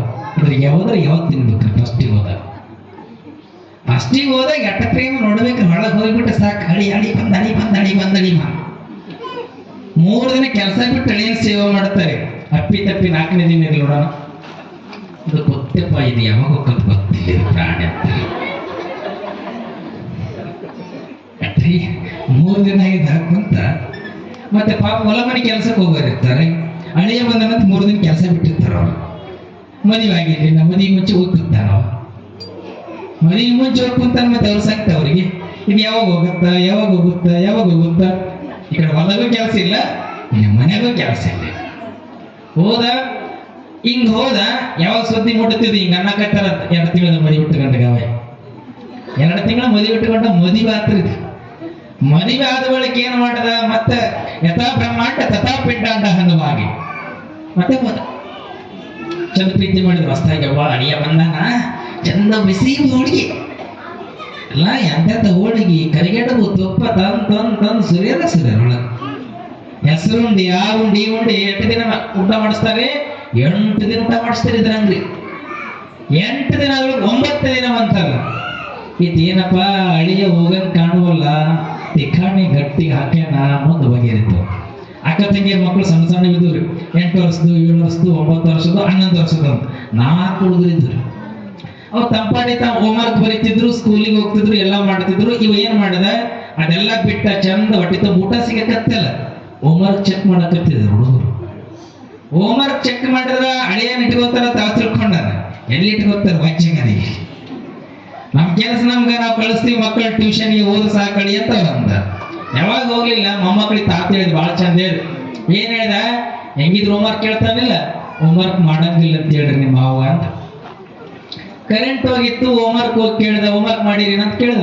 ಹಳೆ ಹುಡುಗ ಕೇಳ್ದ, ಮಾವ ಕೇಳ್ದ, ನಾವು ಹೋಮ್ವರ್ಕ್ ಮಾಡಂಗಿಲ್ಲ ಅಂತ. ಹುಡುಗರು ಹೋಮ್ವರ್ಕ್ ಮಾಡಂಗಿಲ್ಲ ಅನ್ನೋ ದೊಡ್ಡ ಮಾವಿದ್ದ ಮನೆಯೊಳಗೆ. ಕಟ್ಟಿಗೆ ತಗೊಂಬಂದ ಕರೆಂಟ್ ಹೋಗಿತ್ತು. ಹುಡುಗರು ಮೊದಲೇ ಸಣ್ಣ ಸಣ್ಣ ಊಟ ಬಿಟ್ಟವ್ರಿ. ಇವ್ ಕೌದಿ ಹಾಕಿದ ಹೊಡಿತೇನೆ ಮಾವ, ಬೆಳಗ್ಗೆ ಸತ್ಯ ಬೆಳಕರಿತ ಮನೆ ಬಿಟ್ಟು ಬಿಡ ಹೋದ. ಕೌದಿ ಎಟ್ಟು ಬಿತ್ತು, ಅವಾಗ ಮನೆ ಬಿಟ್ಟು ಹೋದ. ಬರ್ತೀನಪ್ಪ ಮನೆಗೆ, ಮಗಳ ಮನೆ, ಮಾವ ಕೆಲಸ ಅದ ಅಂತ. ಹಿಂಗಾಗಚ್ಚು ಮನೆಯೊಳಗೆ. ಮತ್ತೆ ಯಾರು ಮಾವನ ಮನೆಗೆ ಇದ್ರ ತಿಳಿಬೇಡ್ರಿ, ಯಾರಿಗೆ ಹಂಗೇನಿಲ್ಲ. ಇಲ್ಲಿ ಪ್ರಸಂಗ ಅನುಸಾರವಾಗಿ ಅನುಸೂಚಿತವಾಗಿ ಒಂದಿಷ್ಟು ವಿಚಾರವನ್ನ ಮಾಡಬೇಕಾಗ್ತದೆ. ಜೀವನ ಅಂತಕ್ಕಂಥದ್ದು ಬಹಳ ಸುಂದರವಾಗಿರ್ತಕ್ಕಂಥ ಜೀವನ. ಸುಂದರವಾಗಿರುವಂತ ಜೀವನವನ್ನು ಸುಂದರವಾಗಿ ನಾವೆಲ್ಲ ಕಟ್ಟಿಕೊಳ್ಳಬೇಕು. ಸುಂದರವಾಗಿರ್ತಕ್ಕಂಥ ಜೀವನವನ್ನ ಮಕ್ಕಳಿಗಾಗಿ ಜಗತ್ತಿನಲ್ಲಿ ಕಟ್ಟಿಕೊಳ್ಳಬೇಕಂತ ಇಚ್ಛೆ ಮಾಡೋಣ. ಇಲ್ಲಿ ಮಕ್ಕಳನ್ನ ಹಾಗೆ ಬಿಡುವುದಲ್ಲ, ಮಕ್ಕಳಾಗಿದ್ದಾರೆ ಅಂದ ಬಳಿಕ ಮಕ್ಕಳಿಗೆ ಒಳ್ಳೆಯ ಸುಖ ಜೀವನವನ್ನ ಕೊಡಬೇಕು. ಜಗಜ್ಜನನಿ ಮಕ್ಕಳನ್ನ ಹಿಡಿವಿ, ಭೂಲೋಕದೊಳಗೆ ಮಕ್ಕಳನ್ನ ಹಿಡಿವಿ. ತಾನು ಎಲ್ಲಾ ಕಡೆ ಸಂಚಾರವನ್ನ ಮಾಡುವುದಕ್ಕ ಭೂಮಂಡಲಕ್ಕೆ ಹೋಗಿದ್ದಾಳೆ. ಯಾವಾಗ ಹೋಗಿರುವಂತ ಸಂದರ್ಭದೊಳಗ ಈ 3 ಜನ ಮಕ್ಕಳು ಚಿಂತಾಜನಕರಾಗಾರೆ. ತಾಯಿ, ಅಮ್ಮ ಶಾಂಭವಿ, ಜಗಜ್ಜನನಿ, ಅಮ್ಮ ನನ್ನವ್ವ ನನ್ನಮ್ಮ ಅಂತ 3 ಮಕ್ಕಳು ದುಃಖ ಮಾಡ್ತಾವೆ. ಅಮ್ಮ ನಮ್ಮನ್ನ ಹುಟ್ಟಿಸಿದೆ ಈ ದಂಡ ಕಾರಣ್ಯದೊಳಗ ಬಿಟ್ಟು, ಅರಣ್ಯದೊಳಗ ಬಿಟ್ಟು ಹೋದಿಲ್ಲಮ್ಮ, ಎಲ್ಲಿದೆಯಮ್ಮ, ಬಾ ಬಾ ಅಂತ ದುಃಖ ಮಾಡುತ್ತಾರೆ ಮಕ್ಕಳು. 3 ಜನ ಮಕ್ಕಳು ಕಾಡು ಮೇಡುಗಳನ್ನ ಸುತ್ತುತ್ತಾ ಇದ್ದಾವೆ ಮಕ್ಕಳು. ಕಾಡು ಮೇಡುಗಳನ್ನ, ಕಲ್ಲು ಮುಳ್ಳುಗಳನ್ನ ದಾಟುತ್ತ ಹೆಜ್ಜೆ ಹಾಕುತ್ತಾ ದಾಟ್ಲಕತ್ತವೆ. ಎಲ್ಲ ಗಿಡ ಮರಗಳು ಕಿವಿಚಿದಂತಾಗಿದೆ ಮಕ್ಕಳಿಗೆ. ಸಣ್ಣ ಸಣ್ಣ ಮಕ್ಕಳು ದುಃಖದಿಂದ ಕಣ್ಣೀರಿನ ಕಡಲನ್ನೇ ಹರಿಸುತ್ತ ಕಾಡರಣ್ಯದೊಳಗ ಊಟ ಇಲ್ಲದ ಮಾಡಕತ್ತಾರೆ ಮಕ್ಕಳು. ಯಾಕಂದ್ರೆ ಮಕ್ಕಳಿಗೆ ಊಟ ಬೇಕು ಸಮಯಕ್ಕೆ ಸರಿಯಾಗಿ, ಮಕ್ಕಳು ಊಟ ಇಲ್ಲ ಅಂತಂದ್ರೆ ನಾವೆಲ್ಲ ದುಃಖ ಮಾಡುತ್ತೀವಿ. ನಮ್ಮ ಮನೆಯೊಳಗೆ ಉದಾಹರಣೆ 2 ದಿನ ಕರು ಹಾಕಿತ್ತು ಆಕಳ ಅಂತಂದ್ರ, ಆಕಳ ಹೊಲಕ್ಕೆ ಹೋಗಿತ್ತಂದ್ರ ಮನೆಯೊಳಗೆ ಕರು ಅಂಬಾ ಅಂತ ಹೋಗಿತ್ತಂದ್ರ ಆ ಆಕಳ ಮೇಯೋದಿಲ್ರಿ ಅಡವಿಯೊಳಗೆ. ನನ್ನ ಮಗುವಿಗೆ ಹಸಿವಾಗಿದೆ ಅಂತ ತಿಳ್ಕೊಂಡು ಆಕಳ ಓಡೋಡಿ ಬಂದು ಕರು ಕಾಲು ಉಣಿಸ್ತದ್ರಿ. ಹಂಗ ನೀರೊಳಗಿರುವಂತ ಮೀನು ದೂರ ಹೋಗಿತ್ತು ಅಂತಂದ್ರೆ, ಈಸ್ಕೊಂತ ದೂರ ಹೋಗಿತ್ತಂದ್ರ ತನ್ನ ಮರಿಯನ್ನ ನೋಡಿ ತನ್ನ ಮರಿಯತ್ತ ಬಿಂಬಿಸ್ತು ಅಂತಂದ್ರ ಮೀನಿನ ಹೊಟ್ಟೆ ತುಂಬದ ದೂರಿದ್ರು ಸಹಿತವಾಗಿ. ಅದೇ ಪ್ರಕಾರವಾಗಿ ಆಮೆ ಮರಿ ಹಾಕಿ ದೂರ ಹೋಗಿತ್ತಂದ್ರ ಆಮೆ ಸಹಿತವಾಗಿ ತನ್ನ ಆ ಹುಟ್ಟಿದ ಮರಿಯನ್ನ ನೆನೆಸಿಕೊಂಡು ಕಣ್ಣೀರನ್ನ ದೂರದಿಂದ ಹಿಂಗ ನೋಡಿದಂದ್ರೆ ಸಾಕು ಆಮೆಯ ಮರಿ ಸಹಿತ ಹೊಟ್ಟೆ ತುಂಬುತ್ತದೆ. ಮಕ್ಕಳ ನೋವು ತನ್ನ ತಾಯಿಗೆ ಅರ್ಥ ಆಗ್ತದೆ. ಮಕ್ಕಳು ಹಸಿವಾಗಿತ್ತಂದ್ರ ತಾಯಿಗೆ ಮಾತ್ರ ಅರ್ಥ ಆಗೋದು. ತಾಯಿ ಸಣ್ಣ ಮಗು ಇದ್ದ ಒಂದು 4-5 ತಿಂಗಳ ಮಗು ಇದ್ದಾಗ ಮನೆಯೊಳಗೆ ಬಡತನ ಇತ್ತಂದ್ರೆ ದುಡಿಯಕ್ಕೆ ಹೋಗಿರ್ತಾಳೆ ಹೆಣ್ಣಮಗಳು. ಮಗು ಮನೆಯೊಳಗೆ ಅಳುತ್ತಿತ್ತಂದ್ರೆ ತಾಯಿ ಅಳುವಿನ ಸಂಕಟ ಹೊಲದೊಳಗಿರುವಂತ ಹೆಣ್ಣು ಮಗಳಿಗೆ ಗೊತ್ತಾಗ್ತದ. ಯಾವಾಗ ಹೊಟ್ಟೆಯೊಳಗೆ ಸಂಕಟ ಆಗ್ತಂದ್ರೆ ಆ ಹೆಣ್ಣು ಮಗಳು ಏನ್ ಮಾಡ್ತಾಳ, ಮನೆಗೆ ಬಂದು ಆ ತಾಯಿ ಹಾಲು ಉಣಿಸಿ ಮತ್ತೆ ಮಗು ಮಲಸಿ ಕೆಲಸಕ್ಕೆ ಹೋಗ್ತಾಳೆ. ಇಂತಹ ಶಕ್ತಿ ಇಡೀ ಜಗತ್ತಿನೊಳಗೆ ಯಾರಿಗೆ ಗೊತ್ತಾಗ್ತದ? ಮಕ್ಕಳಿಗೆ ಹಸಿವಾಗ್ಯಾರ, ಮಕ್ಕಳು ದಾರಿ ತಪ್ಪಾರೆ, ಮಕ್ಕಳು ಸಂಕಟಕ್ಕೀಡಾಗ್ಯಾರ ಅಂತಂದಾಗ ತಾಯಿಗೆ ಹೊಟ್ಟೆಯೊಳಗೆ ಸಂಕಟ ಆಗ್ತದಲ್ಲ, ಆ ತಾಯಿಗೆ ಮಾತ್ರ ಗೊತ್ತು ಮಕ್ಕಳ ನೋವಿನ ಕತೆ. ಮತ್ತಾವ ತಾಯಿ ಜಗತ್ತಿನೊಳಗೆ ಯಾರಿಗೆ ಗೊತ್ತಾಗೋದ್ರಿ? ಅಂತ ತಾಯಿ ನಮ್ಮನ್ನ ನೋಡಿ ಬೆಳೆಸಾಳಂದ ಬಳಿಕ ತಾಯಿಯ ಕಣ್ಣಲ್ಲಿ ಕಣ್ಣೀರು ಬಂತು ಅಂದರೆ ನಮ್ಮ ಜೀವನಕ್ಕೆ ಬೆಲೆ ಅದೇನು? ನಮ್ಮ ಜೀವನಕ್ಕೆ ಬೆಲೆ ಇಲ್ಲ. ಯಾಕೆ ತಾಯಿ ಒಡೋಣೆ ವಿಚಾರ ಮಾಡ್ತಾರೆ, ದುಃಖ ಮಾಡ್ತಾರೆ. ಮಕ್ಕಳು ಕಣ್ಣೀರನ್ನು ಹರಿಸ್ತಾರೆ. ಕಣ್ಣೀರನ್ನು ಹರಿಸುವಂತ ಸಂದರ್ಭದೊಳಗೆ, ದುಃಖವನ್ನ ಮಾಡುವಂತ ಸಂದರ್ಭದೊಳಗೆ ಆಕಾಶವಾಣಿ ನುಡಿಯುತ್ತದೆ. ಇದಕ್ಕೆ ನುಡುತ್ತದೆ, ನಿಮಗ ನಿಮ್ಮ ತಾಯಿ ಬರಬೇಕು ಆಗಿತ್ತಂದ್ರ ಅಮ್ಮ ಜಗಜ್ಜನನಿ ಶಾಂಭವಿ ಶಾಂಭವಿ ಅಂತ ತಿಳ್ಕೊಂಡು ನೀವು ಚಿಂತೆಯನ್ನ ಮಾಡುತ್ತಾ ಅಮ್ಮನನ್ನ ಕೂಗಿ ಕೂಗಿ ಕರೆದರೂ ಸಹಿತವಾಗಿ ಅಮ್ಮ ನಿಮ್ಮ ಬಳಿ ಬರುವುದಿಲ್ಲ. ಅಮ್ಮ ತಾಯಿ ನಿಮ್ಮ ಬಳಿ ಬರಬೇಕಾಗಿತ್ತು ಅಂದ್ರ, ಶಿವನನ್ನ ಒಲಿಸಿಕೊಳ್ಳಬೇಕಾಗಿತ್ತು ಅಂದ್ರೆ ಸದಾಕಾಲವಾಗಿ ಲಿಂಗ ಪೂಜೆಯನ್ನ ನಾವೆಲ್ಲ ಮಾಡ್ಕೊಳ್ತೀವಿ. ಲಿಂಗ ಪೂಜೆಯೊಳಗೆ ಧ್ಯಾನಾಸಕ್ತರಾಗಿ ಧ್ಯಾನಕ್ಕೆ ಕುಳಿತುಕೊಂಡು ಏಕಾಗ್ರದ ಸ್ಥಿತಿಯೊಳಗೆ ನಾವು ಒಲಿಮೆ ಮಾಡಿಕೊಂಡ್ರೆ ಭಗವಂತ ಪ್ರತ್ಯಕ್ಷ ದರ್ಶನವನ್ನು ಕೊಡ್ತಾನೆ. ಈ ಭಾರತ ದೇಶದೊಳಗೆ ಎಂತ ಶಕ್ತಿ ಅಡಕವಾಗಿದೆ ಅಂತಂದ್ರೆ, ಈ ಭಾರತ ದೇಶದೊಳಗ ಯಾವುದೋ ಒಂದು ಕಲ್ಲು ದೇವಸ್ಥಾನ ಅಲ್ಲ, ಯಾವುದೋ ಒಂದು ಕಲ್ಲಿಗೆ ಯಾರೋ ಒಬ್ರು ಅರಿಶಿಣ ಕುಂಕುಮವನ್ನ ಹಚ್ಚಿ ಅದಕ್ಕೊಂದು ಹೂವಿನ ಹಾರವನ್ನ ಹಾಕಿ ಆ ಹಾರ ಹಾಕಿ ಇರುವಂತ ಸಂದರ್ಭದೊಳಗ ಯಾರೋ ಮುಂದೆ ಹೋಗ್ಯಾರೆ, ಒಬ್ಬ ಯುವಕ ಬಂದು ಆ ಕಲ್ಲಿನ ಮುಂದೆ ಕುಳಿತುಕೊಂಡು ಧ್ಯಾನವನ್ನ ಮಾಡಿದರೆ ಭಗವಂತನ ಸಾಕ್ಷಾತ್ಕಾರವನ್ನ ಮಾಡಿಕೊಳ್ಳುವಂತ ಶಕ್ತಿ ನಮ್ಮ ಭಾರತ ದೇಶದಲ್ಲಿ ಹುಟ್ಟಿದ ಬರುವಂತ ಪ್ರತಿಯೊಬ್ಬ ಮಕ್ಕಳಲ್ಲಿ ಇದ, ಪ್ರತಿಯೊಬ್ಬ ಸಂತ ಮಹಾತ್ಮರಿಲ್ಲದ ಅಂತ ಶಕ್ತಿ ನಮ್ಮೆಲ್ಲರಲ್ಲಿ ಅಡಕವಾಗದೆ ಕೇವಲ ಒಂದು ಕಲ್ಲಿನೊಳಗ ಶಕ್ತಿಯನ್ನ ಕಾಣುವಂತ ಶಕ್ತಿ ನಮ್ಮಲ್ಲಿ ಅದಾದ ಬಳಿಕ ತಾಯಿಯನ್ನ ಬರಮಾಡಿಕೊಳ್ಳುವಂತ ಶಕ್ತಿ 3 ಮಕ್ಕಳಲ್ಲದೆ ಇಲ್ಲಿ. ಹಾಗೇ ನೀವು ತಾಯಿಯನ್ನ ಕೂಗಿದ್ರೆ ತಾಯಿ ಬರೋದಿಲ್ಲ. ಹೆಂಗ ತಾಯಿ ಬರ್ತಾರಂತ ಆಕಾಶ ಮಾರ್ಗದೊಳಗೆ ವಾಣಿ ನುಡಿತು, ನೀವು ಆ ತಾಯಿಯ ಮೂರ್ತಿಯನ್ನ ಮಾಡಬೇಕು. ಆ ತಾಯಿಯ ಮೂರ್ತಿಯನ್ನ ಮಾಡಿಕೊಂಡು ಆ ಮೂರ್ತಿಯ ಮುಂದೆ ಕುಳಿತುಕೊಂಡು ಧ್ಯಾನವನ್ನ ಮಾಡಿದರೆ ಮಾತ್ರ ಆ ತಾಯಿ ಎಲ್ಲಿದ್ರೂ ಸಹಿತವಾಗಿ, ಯಾವುದೇ ಭೂಮಂಡಲದೊಳಗೆ ಇದ್ರೂ ಸಹಿತವಾಗಿ ಓಡೋಡಿ ಬರ್ತಾಳೆ ತಾಯಿ ಅನ್ನುವಂತ ಸಂದೇಶ ಆಕಾಶವಾಣಿ ನುಡಿತು. ಆ ಆಕಾಶವಾಣಿ ಹೆಂಗೆ ನುಡಿತದೆ ಅಂದ್ರೆ ಪುರಾಣದ ಸಂದೇಶಗಳ ಮುಖಾಂತರವಾಗಿ ನೋಡೋಣ.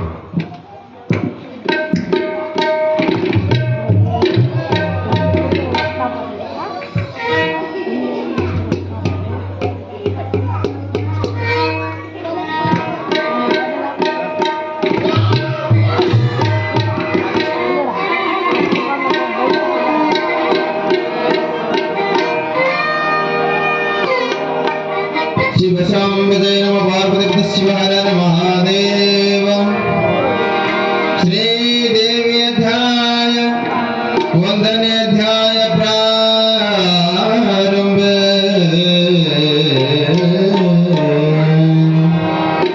ಆರು ಈಶ್ವರರೆನಲು ಜಗವು ಶರೀರವಾಗಿಯ ಜಗವ ತುಂಬ ತೋರುತಿಹ ರೂಪಗಳು ಶಿರನಾಮಗಳು ಕಾಲುಗಳು. ಮೇರು ಪರ್ವತ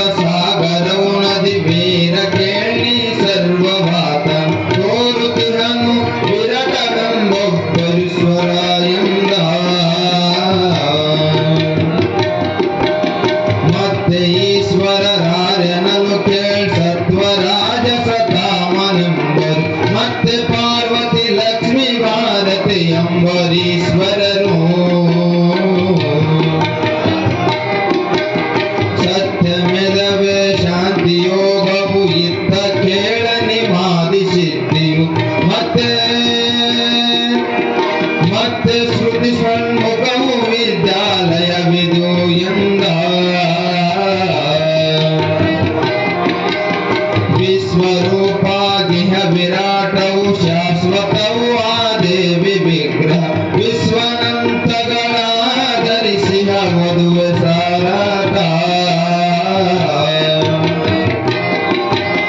ವಿಶ್ವಧಾರಕ ಕೇಳ್ಸ್ವರಾಟವು ಶಾಶ್ವತವು ತಾ ಮೂಲ ಸೃಷ್ಟಿಯು ಭಾಸ್ವರದಿ ಚಿತ್ತಿ ಚೈತನ್ಯವಾದು ಎಂದ ಹೊಳವ ಚೈತನ್ಯದು ಬೆತಾನೆ ತಿಳಿಯಲಿಕ್ಕೆ ವಿದ್ಯೆಯೆನಿಸಿತು ತಿಳಿಯಬಲ್ಲೆ ವರರಾಜೇಶ್ವರಿಯ ಎಂದೆನಿಪ ಬಲು ಪರ ಬ್ರಹ್ಮ ಬದುತಾನೆ ನೆಲೆಯು ಇಲ್ಲದ ಜಾಂಡಗಳಿಯು ತೊಳಗಿ ಬೆಳಗಿದವು ನಿರ್ಲೇಪದಲ್ಲಿ ಕೇಳೆಂದ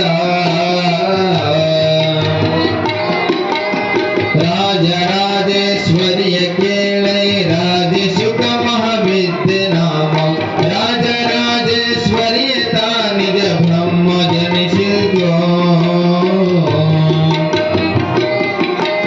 ರಾಜ ಸರ್ವಕ್ಕೆ ಸರ್ವಲೋಕಕ್ಕೆ ರಾಜ ಹರಿರುದ್ರಾದಿಗಳಿಗೆಯು ರಾಜವೆನಿಸುತ್ತ ರಾಜೇಶ್ವರಿಯ ನಾಮೆಂದ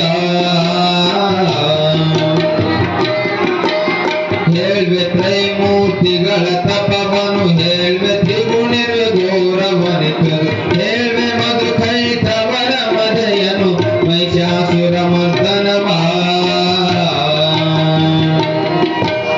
ಹೇಳ್ವೆ ಶುಂಭನಿ ಶುಂಭರಳಿವನು ಹೇಳ್ವೆ ನಾರಾಯಣಿಯ ಸುತ್ತವು ಹೇಳ್ವೆ ದೇವಿ ಮಹಾತ್ಮೆಯ ಜೀವನ್ ಮುಕ್ತಿಯ ಎಂದ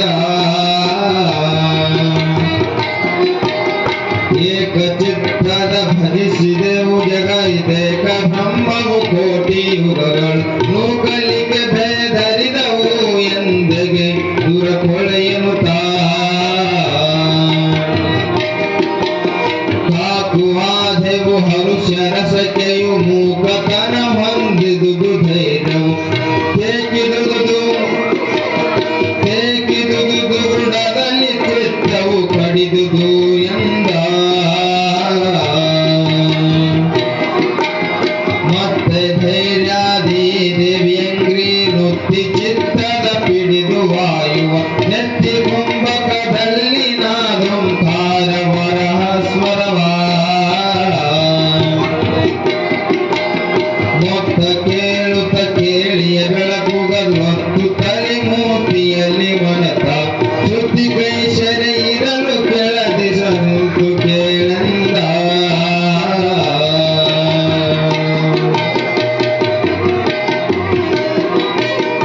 ಯಾಕೆ ಕಾಣಿಸಿ ಎಮ್ಮ ರಕ್ಷಿಸಲ್ಯಾಕೆ ತೋರಿಸಿ ತನ್ನುವ ಮನ್ನ ಯಾಕೆ ಮೆರೆದಿಹ ಯಾಕೆ ಕೇಳಲಿ ವಲ್ಲೆ ಮಾತಮ್ಮ ಯಾಕೆ ಬರಲೊಲ್ಲೆ ಮಗೆ ಅಭಯವನ್ಯಾಕೆ ಈಯಲಿ ವಲ್ಲೆಯಮ್ಮ ಯಾಕೆ ಪುಟ್ಟಿಸಿದೆಂದು ಹಂಬಲಿಸಿದೆವು ನಾವೆಂದ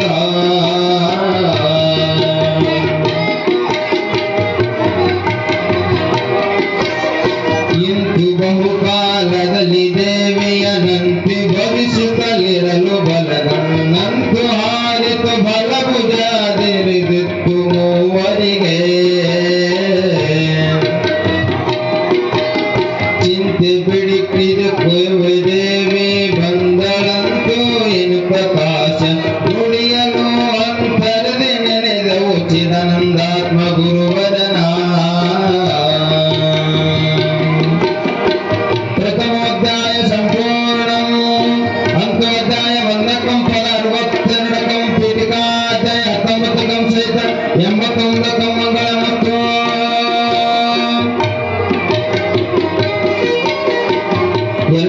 ಅಧ್ಯಾಯ ಪ್ರಾರಂಭೆ ಬಂದಲೋದುತ ದೇವಿ ಕಂದಗಳಿಂದು ಬರೆಯುವೆಂದು ಎದೆ ಮೇಲಂದು ಇಹ ಸೆರಗೆಯೋ ಕಿರಬೆರವರೆ ಮುಖ ಕಮಲ ಅಂದು ನಿರಿಮುಡುದುತ್ತ ಹಾರಗಳಂದು ಎಡಹಸ್ತದಲ್ಲಿ ಹಿಡಿದು ಎಂದು ಕಾಂಬೆವನೆಂದು ಬಂದಳು ವ್ಯೋಮ ಮಾರ್ಗದಲ್ಲಿ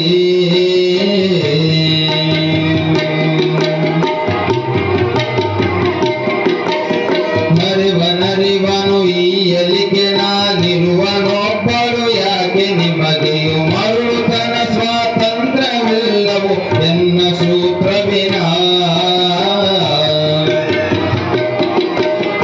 ಆರಿಯಲಿಕೆ ಬ್ರಹ್ಮಾಂಡನಂತವು ಚಲಿಸುವವು ಎನ್ನಾಶ್ರಯದಿಗೆ ಪರಮದೇವಿ ವಿಲಾಸವದೆ ಮಂಗಳಗೆ ದೇವಿ ಮಾಯವಾಗಿಯೇ ಹೋಗಿ ದೇವಿಯು ಮಾಯವಾಯಿತು ನೆರೆದ ಪ್ರಜತ ಮಾಯವಾಯಿತು ಸ್ವಪ್ನದಂದರಿ ಎಮ್ಮ ಕಣ್ಣಚ್ಚಿ ಮಾಯವಾಯಿತು ದೇವಿ ಕಂಡದು ತಾಯಿ ಎಡಗಲು ಮೂವರುಳಿದೆವು ಕಾಯಬೇಕೆಂದೆವು ಚಿದಾನಂದಾತ್ಮ ಗುರುವರನು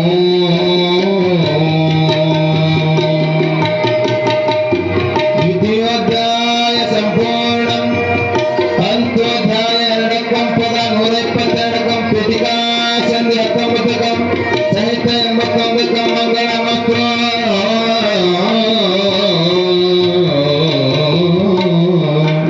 ಶಿವಸಾಂಬ ಜಯ ಪಾರ್ವತಿ ಪದ ಶಿವಾಯ ಮಹಾದೇವ ಕಾಡರಣ್ಯದೊಳಗ ಮಕ್ಕಳು ಸಂಚಾರವನ್ನು ಮಾಡುತ್ತಾ ಬರ್ತಾರೆ.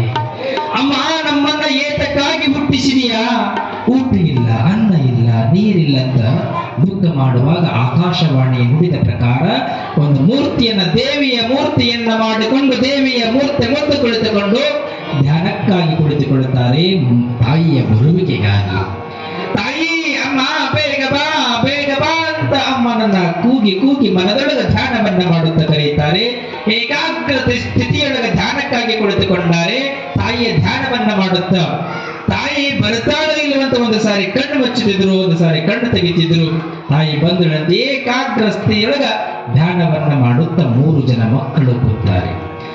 ಧ್ಯಾನದೊಳಗೆ ಯಾವಾಗ ತಲ್ಲೀನರಾಗಿ ಧ್ಯಾನವನ್ನ ಮಾಡುತ್ತಿದ್ರು. ಅಮ್ಮ ಬೇಗ ಬಾ ಅಂತ ತಿಳ್ಕೊಂಡು ಯಾವಾಗ ಧ್ಯಾನವನ್ನ ಮಾಡಿದ್ರು ಅವಾಗ ಇಲ್ಲಿ ಬಲಭುಜ ಆರ್ತದೆ, ಬಲಗಣ್ಣು ಆರ್ತದೆ, ಬಲಭುಜ ಮೇಲೆ ಈಗ ಬಿಡದು ಬಿಡುತ್ತದೆ. 3 ಜನ ಮಕ್ಕಳಿಗೆ ಯಾವಾಗ ಬಿತ್ತು ಒಂದಿಷ್ಟು ಸಂತೋಷ ಅನಿಸ್ತದೆ. ತಾಯಿ ಬಂದಿಲ್ಲ, ಬಲಗಣ್ಣು ಯಾವಾಗ ಹಾರಿತು ಅಂದ್ರೆ ಅರ್ಥ ಇನ್ನು ತಾಯಿ ಬರಬಹುದಂತ ಆಶೆ ಹುಟ್ಟಿತ್ತು ಮಕ್ಕಳಿಗೆ, 3 ಜನ ಮಕ್ಕಳಿಗೆ. ಇನ್ನು ತಡ ಮಾಡೋದಿಲ್ಲ, ನಮ್ಮ ತಾಯಿ ನಮ್ಮನ್ನು ಬಿಟ್ಟು ಹೋಗ್ಯಾಳ, ಹೊಲದೊಳಗೆ ನಾವು ಕರು ಮೇಯುವುದಕ್ಕೆ ಆಕಳು ಹೋಗ್ಯದ, ಹಂಗ ನಮ್ಗೆ ಆರುಣಿಸೋದಕ್ಕೆ ತಾಯಿ ಬರ್ತಾಳ ಅಂತ ತಿಳ್ಕೊಂಡು ಸಂತೋಷ ಆಯ್ತು. ಸಂತೋಷದೊಳಗೆ ಹಿಂಗಿರುವಂತ ಸಂದರ್ಭದೊಳಗೆ ಎಲ್ಲೋ ಇರುವಂತ ಭೂಮಂಡಲದೊಳಗಿರುವಂತ ತಾಯಿ, ಎಲ್ಲೋ ಇರುವಂತ ತಾಯಿಗೆ ಮಕ್ಕಳ ಕೂಗು, ಹಾರಾಟ, ಚೀರಾಟ, ನೋವು, ಸಂಕಟ ತಾಯಿಗೆ ಕೇಳುತ್ತದೆ.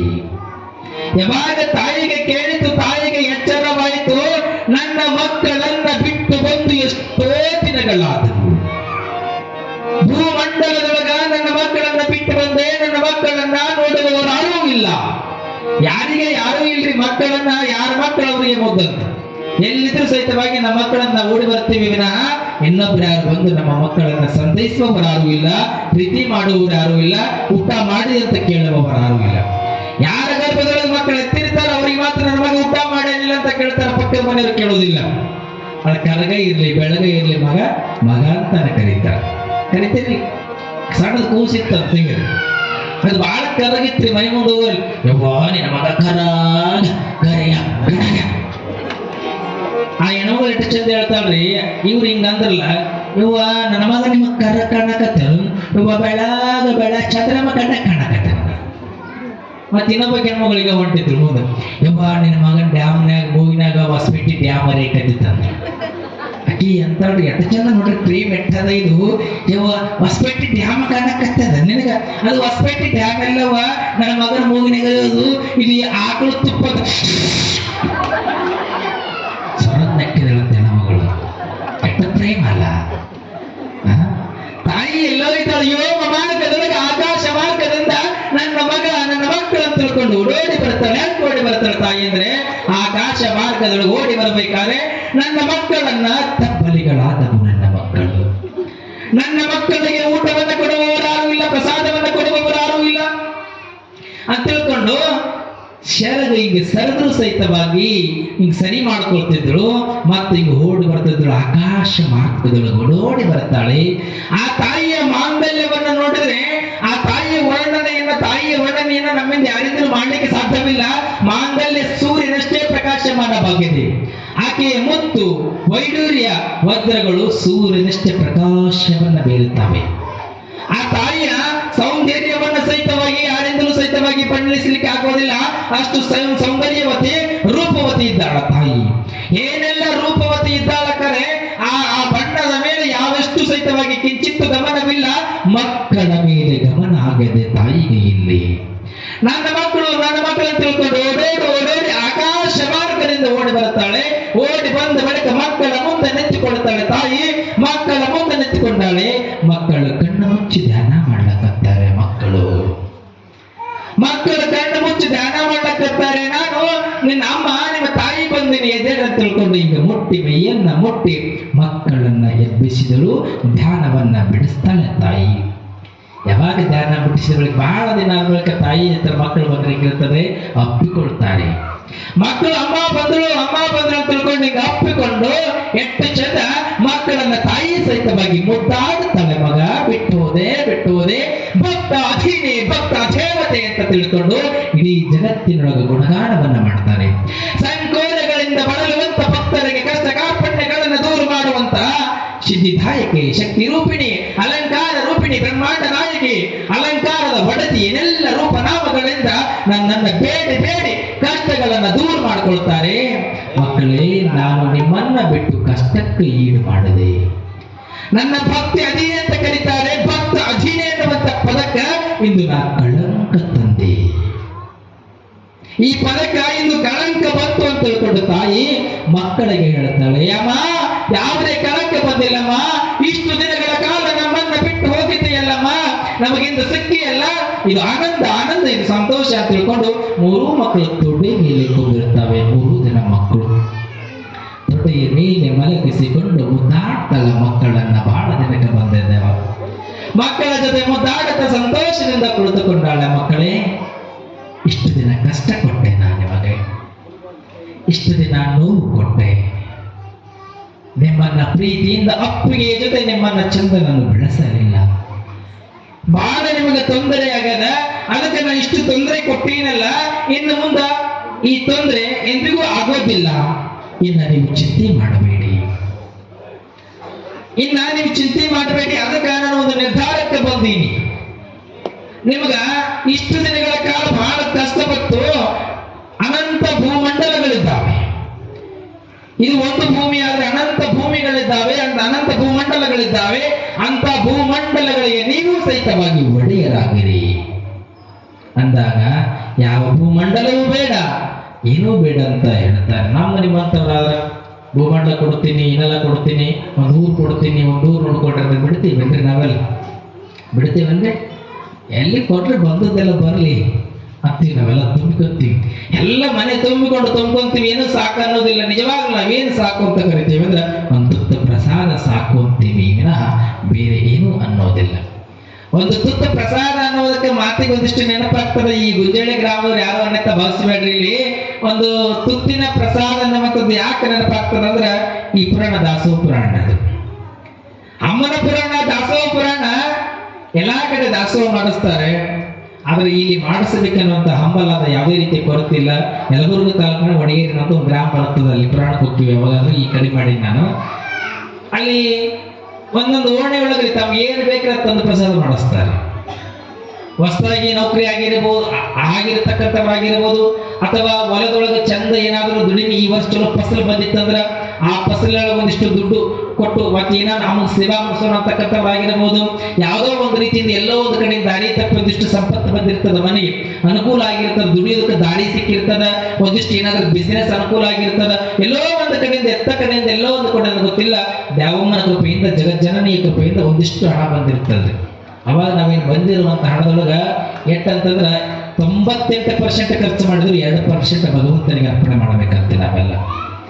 ಅಲ್ಲಿ ಏನ್ ಮಾಡ್ತಾರೆ ಹುಡುಗರು ಅಂದ್ರೆ ನಮ್ಮ ಸಂತೋಷದಿಂದ ಇನ್ನೊಬ್ಬರಂತೆ ದುಡಿಯಕ್ಕೆ ಹೋಗಿದ್ದೀವಿ, ನೌಕರಿ ಆಗ್ಯಾರ, ಒಂದು 50,000 ಪಗಾರ ಇತ್ತಂದ್ರ ಒಂದು 34 ಜನ ಹುಡುಗರು ಎತ್ಕೊಂಡು ನಮಗ್ ಭಗವಂತ ತಾಯಿ ಜಗಜ್ಜನನಿ ಆಶೀರ್ವಾದ ಮಾಡ್ಯಾಳಂತ ಈ ನೌಕರಿ ಸಿಕ್ಕದ ನಮಗ. ಹೊಲ ಮನೆ ಕೆಲಸ ಮಾಡುವುದು, ಹೊಲ ಮನೆ ಕೆಲಸ ಮಾಡಿದ್ರು ಸಹಿತವಾಗಿ ಎಷ್ಟು ಹೊಲದೊಳಗೆ ದುಡಿದ್ರೆ ಹೊಲದ ಫಸಲು ಮನೆಗೆ ಬಂದಿಲ್ಲ ಅಂತೀವಿ ನಾವು. ಗೊಬ್ಬರ ಹಾಕ್ತಿರಿ, ಎಣ್ಣೆ ಹಾಕ್ತಿರಿ, ಏನೆಲ್ಲ ಮಾಡ್ತೀರಿ, ನೋಡಾಕ ಬೆಳಿ ಬಹಳ ಚಲೋ ಕಾಣ್ತದ್ರಿ, ಆದ್ರೆ ಮನಿ ಮುಟ್ಟೋದಿಲ್ಲ. ಬೆಳೆ ನೋಡ್ಬೇಕ್ರಿ, ಇಡೀ ಊರಾಗ ಯಾರು ಬೆಳೆ ಬಂದ್ರೆ ಆಟ ಚಂದ ಬಂದಿರ್ತದ, ಬೆಳೆ ಮನೆಗೆ ಮುಟ್ಟೋದಿಲ್ಲ. ಒಂದ್ಸಲ ದೇವಿ ಪ್ರಾರ್ಥನೆ ಮಾಡ್ಕೊಂಡು ಯಾವಮ್ಮ ದೇವಿಯನ್ನ ನೆನೆದು ಹೊಲದೊಳಗೆ ಏನಾದ್ರು ಬಿತ್ತನೆ ಕಾರ್ಯಕ್ರಮ ಮಾಡ್ರಿ, ಆ ತಾಯಿಯ ಆಶೀರ್ವಾದದಿಂದ ತುಂಬಿ ಮನೆಯೊಳಗೆ ದವಸ ಧಾನ್ಯಗಳು ತಾಂಡವಾಡಿತಂತಂದ್ರೆ ಇದು ಅನ್ನಪೂರ್ಣೇಶ್ವರಿಯ ಆಶೀರ್ವಾದ. ಅಂದಾಗ ಸಂತೋಷ ಅನಿಸ್ತದಿಲ್ಲ. ಒಂದಿಷ್ಟು ಮಾಡೋಣ, ಒಂದು 34 ಜನ ಯುವಕರಾಗಿರ್ತೀವಿ, ದಾಸೋಹ ಮಾಡಿಸ್ಬೇಕು. ಅದ್ರೊಳಗೆ ನಾನು ಸಹಿತ ಪುರಾಣ ಮುಗಿದ್ರೆ ಸೇವೆ ಮಾಡಕ್ ಅನುಕೂಲ ಅಂದ್ರೆ ನಾನು ಸೇವೆ ಮಾಡಕ್ ನಿಂದಿರ್ತೀನಿ. ಅದ್ರೊಳಗೆ ನಾನೊಬ್ಬ ಮನುಷ್ಯನಾಗಿ ಯುವಕರು ದಯವಟ್ಟವಾಗಿ ನಾಳೆಯಿಂದ ಬೇಕಾದ್ರೆ ನಿಂತ್ಕೊಳ್ರಿ, ನಿಮ್ಗೆ ಏನ್ ಅನುಕೂಲ ನಾನು ಸಹಿತವಾಗಿ ಬಂದಿರ್ತೀನಿ. ನಮ್ಮ ಗವಾಯಿಗಳು ಬರ್ತಾರೆ, ತಮಾಜಿಗಳು ಬರ್ತಾರೆ. ಸೇವಾ ಅನ್ನುವಂಥ ಭಾವ ಬಹಳ ದೊಡ್ಡದು. ಹೇಳೋದಕ್ಕಿಂತ ಕೇಳೋದು ಲೇಸು, ಕೇಳೋದಕ್ಕಿಂತ ಕಾರ್ಯವನ್ನ ಮಾಡುವುದು ಲೇಸು. ಆ ಕಾರ್ಯವನ್ನ ಮಾಡುವಂತ ಕ್ರಮ ಯಾವ್ದಾದ್ರು ಇದ್ರೆ ಅದು ಗುಂಜಳಿ ಕ್ರಮ ಅನ್ನುವಂಥದ್ದನ್ನ ನಮಗೆ ಎದುರಟ್ಟಿಕೊಂಡು ಹೇಳ್ಬೇಕಾಗ್ತದೆ. ಬಂಧುಗಳಿಗೆ ದಾಸೋಹ ಅನ್ನುವಂಥ ಪ್ರಸಂಗಕ್ಕಾಗಿ ಇಡೀ ಭೂಮಂಡಲಕ್ಕೆ ಒಡೆಯಲಾಗಿದ್ದಾಳೆ ಜಗಜ್ಜನನಿ. ಒಡೆಯಲಾಗಿದ್ದಾಳೆ ಅಂದ ಬಳಿಕ ಜಗತ್ತಿಗೆ ಅನ್ನವನ್ನು ಕೊಡ್ತಕ್ಕಂಥ ನೀವು ಸಹಿತವಾಗಿ ಒಡೆಯರಾಗಿರಿ. ಆ ದ್ಯಾವಮ್ಮ ತಾಯಿಯ ಸೇವೆಯನ್ನು ಮಾಡಿ ಸಹಿತವಾಗಿ ನಾವು ಸಹಿತವಾಗಿ ನಿರಾಕ್ಷರವಾಗಿರುವಂತ ಒಳ್ಳೆಯ ಸೇವಾ ಕಾಯಕವನ್ನ ಮಾಡುವಂತ ಪುಣ್ಯ ಕೀರ್ತಿ ಶಾಲಿಗಳು ಸಹಿತವಾಗಿ ನಾವಾಗಬೇಕು. ಭಗವಂತ ಕೊಟ್ಟರೆ ಏನೆಲ್ಲ ಸಂಪತ್ತು ಕರೆಯಲಿ, ಭಗವಂತ ಕೊಟ್ಟರೆ ಹೊಲದೊಳಗೆ ದುಡಿಮೆ ಚಂದ ಬರುತ್ತದೆ. ಭಗವಂತನ ಕೃಪಾಶೀರ್ವಾದ ಇತ್ತು ಅಂತಂದ್ರೆ ಯಾವ ರೂಪದೊಳಗಾದರೂ ಸಹಿತವಾಗಿ ದವಸಧಾನ್ಯಗಳು ಮನೆಯೊಳಗೆ ತುಂಬುತ್ತವೆ. ಸಂತ ಮಹಾತ್ಮರ ಆಶೀರ್ವಾದ ಇಲ್ಲ, ದ್ಯಾವಮ್ಮ ದೇವಿಯ ಆಶೀರ್ವಾದ ಇಲ್ಲ, ಜಗಜ್ಜನನಿಯ ಆಶೀರ್ವಾದ ಇಲ್ಲ ಅಂತಂದ್ರೆ ನಿಮ್ಮ ಮನೆಗೆ ದುಡ್ಡಿದ್ದು ದುಡ್ಡು 70% ಹೊರಗೆ ಹೋಗ್ತದೆ, 30% ಮಾತ್ರ ಇರುತ್ತದೆ. ಸೇವಾ ಮಾಡುವಂತ ಮನೋಭಾವ ದೊಡ್ಡದು. ಸೇವಾ ಮಾಡುವಂತ ಮನೋಭಾವ ಹೆಂಗಿರ್ಬೇಕಂತಂದ್ರ ಹಾಲಕೇರಿಯ ಅನ್ನದಾನೇಶ್ವರ ಮಹಾಸ್ವಾಮಿಗಳವರು ನೀವೆಲ್ಲ ಕೇಳಿದ್ರೆ ಎಲ್ಲರೂ ಕೇಳಿದಂತ ನಾವು ಭಾವಿಸಿದ ಜಗತ್ತಿನ ಎಲ್ರಿಗೂ ಬರ್ತೀವಿ. ಅವು ಹೆಣ್ಮಗಳು ಶಿಷ್ಯರು ಬರ್ತಾರೆ, ಫಣಿಯಮ್ಮ ಅನ್ನುವಂತ ಹೆಣ್ಮಗಳು ಕೇಳಿರಿ. ಫಣಿಯಮ್ಮ ಅನ್ನುವಂತ ಹೆಣ್ಮಗಳ ಯಾರು ಕೇಳಿರಿ ಕೈ ಹತ್ರ ನೋಡೋ. ಇದು ಯಾಕೆ ಹೇಳಕತ್ತೇನೆ ಅಂದ್ರೆ ಸೇವಾ ಮನೋಭಾವ ಅನ್ನೋದು ದೊಡ್ಡದು ಅನ್ನೋದು ಕೇಳಕತ್ತೇನ್ರಿ. ಏನೋ ಒಂದು ವಿಷಯ ಹೇಳಿ ಯಾವುದೋ ಪುರಾಣ ಹೇಳೋದಕ್ಕೆ ನನಗೂ ಇಚ್ಛೆ ಇಲ್ಲ, ಸಮಯ ಇದ್ದದ್ರೊಳಗೆ ಪುರಾಣವನ್ನು ಹೇಳಬೇಕು, ಅನಂತ ರೀತಿಯ ವಿಚಾರಗಳಿದ್ದಾವೆ. ಇಲ್ಲಿ ಸೇವಾ ಮನೋಭಾವ ಅನ್ನುವಂಥ ದೊಡ್ಡದು ಅನ್ನೋದಕ್ಕೆ ಫಣಿಯಮ್ಮ ಅನ್ನುವಂಥ ಹೆಣ್ಣುಮಗಳು ಕೋಟ್ಯಾಧೀಶ್ವರಿ, ಬಡಿವೇಲ್ರಿ ಹೆಣ್ಣುಮಗಳು, ಆಗರ್ಭ ಶ್ರೀಮಂತ ಹೆಣ್ಣು ಮಗಳು. ಆ ತಾಯಿಗೆ 50 ಜನ ಕೆಲಸಕ್ಕೆ ಬಂದ್ರ 50 ಜನ ಹೆಣ್ಣು ಮಕ್ಕಳಿಗೆ ಕೆಲಸವನ್ನ ಮಾಡುವಂತ ಶಕ್ತಿ ಭಗವಂತ ಫಣಿಯಮ್ಮ ಕೊಟ್ಟಾನ್ರಿ. ಅವ್ರ ಕೆಲಸ ಕೊಡುವಷ್ಟು ಶಕ್ತಿ ಕೊಟ್ಟಾನ ಫಣಿಯಮ್ಮ. ಆದ್ರ ಅನ್ನದಾನೇಶ್ವರ ಸ್ವಾಮಿಗಳು ಮಠದ ಅಂಗಳದ ಕಸ ಗೂಡಿಸೋದಕ್ಕೆ ಅನ್ನದಾನೇಶ್ವರ ಸ್ವಾಮಿಗಳು ಈ ಮಠದ ಅಂಗಳ ಕೆಲಸ ಯಾರು ಮಾಡಕತ್ತಾರ ಅಂತ ಕೇಳ್ತಾರೆ ಅನ್ನದಾನೇಶ್ವರ ಸ್ವಾಮಿಗಳು. ಕೇಳಿದಾಗ ಅಲ್ಲಿರ್ತಕ್ಕಂಥ ಭಕ್ತರಂತಾರಪ್ಪ, ಇದು ನಮಗೆ ಗೊತ್ತಿಲ್ಲ, ದೇವು ಕಸ ಬಡಿತಾವ ಅಂದ್ರು. ಈ ಮಠದ ಅಂಗಳದ ಕೆಲಸ ಯಾರು ಮಾಡ್ತಾರ ಅಂದ್ರೆ ದೇವು ಕಸ ಬೆಳಿತಾವ ಅಂದ್ರು. ಒಂದಿಷ್ಟು ನೋಡೋದಕ್ಕೆ ಪ್ರಯತ್ನ ಮಾಡ್ತೀರಿ, ಯಾರು ಮಾಡ್ತಾರ, ನೈಟ್ ಎಲ್ಲ ಕುತ್ಕೊಂಡು ನೋಡ್ರಿ ಅಂತ ಹೇಳಿದ್ರು. ಯಪ್ಪ ಬೇಕಾದ ಕೆಲಸ ಹೇಳಿ, ಬೇಕಾದ ಕೆಲಸ ಹೇಳಿ ಮಾಡ್ತೀವಿ. ಈ ಮಠದ ಅಂಗಳದ ಮುಂದೆ ಮಧ್ಯರಾತ್ರಿ ಕುಳಿತುಕೊಳ್ಳುವ ಶಕ್ತಿ ನಮಗಿಲ್ಲ. ಮಠದ ಅಂಗಳ ಮುಂದೆ ಕುಳಿತುಕೊಳ್ಳುವ ಶಕ್ತಿ ನಮಗಿಲ್ಲ. ನೀವೇನಾದ್ರೂ ಹೇಳಿ ಆಗುವುದಿಲ್ಲ ಅಂತ ಖಡಕ್ಕಾಗಿಡ್ತಾರೆ ಅನ್ನದಾನೇಶ್ವರ ಮಹಾಸ್ವಾಮಿಗಳಿಗೆ. ಯಾವಾಗ ಹೇಳಿದಾಗ ಮತ್ತೆ ಸ್ವಾಮಿಗಳು ತಮ್ಮ ಕೆಲಸ ಮಾಡ್ಬೇಕಲ್ಲ. ಯಾರು ಬರ್ತಾರ ಅಂತ ತಿಳ್ಕೊಂಡು ವಿಚಾರ ಮಾಡ್ಕೊಂಡು ಏನ್ ಮಾಡ್ತಾರೆ, ಒಂದಿನ 4 ಗಂಟೆಗೆ ಮಠದಂತೆ ಅಂಗಳಕ್ಕೆ ಬರ್ತಾರೆ ಅನ್ನದಾನೇಶ್ವರ ಸ್ವಾಮಿಗಳು. 4 ಗಂಟೆಗೆ ಬಂದು ಕೆಲಸ ಯಾರು ಮಾಡ್ತಾರ ನೋಡ್ಲಿಕ್ಕೆ ಕಾಯ್ದಕ್ಕೆ ಬಂದ್ರು. ಈ ಒಬ್ಬ ಹೆಣ್ಣು ಮಗಳು ಏನ್ ಮಾಡ್ತಾರ, 3 ಗಂಟೆಗೆ ಬಂದು ಕಸ ಹೊಡೆದು ಅಂಗಳಕ್ಕೆ ನೀರಾಕಿ ಹೋಗ್ತಾಳ್ರಿ. 3 ಗಂಟೆಗೆ ಬಂದು ಅಂಗಳಕ್ಕೆ ಕಸ ಹೊಡೆದು ನೀರಾಕಿ ಹೋದ್ರು, ಕಾಣಲಿಲ್ಲ, ಯಾರು ಕಾಣಲಿಲ್ಲ. ಮತ್ತ ಮರ್ದಿನ ಸ್ವಾಮಿಗಳು 3 ಗಂಟೆಗೆ ಬರ್ತಾರೆ. ಅನ್ನದಾನೇಶ್ವರ ಸ್ವಾಮಿಗಳು ಮತ್ತೆ 3 ಗಂಟೆಗೆ ಬಂದ್ರಿ. ಒಟ್ಟು ನೋಡ್ಬೇಕು ಯಾವ್ದು ಏನ್ ಕೆಲಸ ಮಾಡಕತ್ತಾರ, ಈ ಮಠದ ವಿಷಯ ನನಗೆ ಗೊತ್ತಾಗ್ಬೇಕಂತಾರ. ತಮ್ಮ ಮಠದ ವಿಚಾರ ಕಸ ಬಳಿಯೋರ ಕೆಲಸ ಯಾರಿಗೆ ಗೊತ್ತಿಲ್ಲ. 3 ಗಂಟೆಗೆ ಬಂದ್ರು ಒಬ್ಬ ಹೆಣ್ಣು ಮಗಳು, 2 ಗಂಟೆಗೆ ಬಂದು ಕೆಲಸ ಮಾಡಿ ಹೋಗ್ತಾಳೆ ಒಬ್ಬ ಹೆಣ್ಣು ಮಗಳು.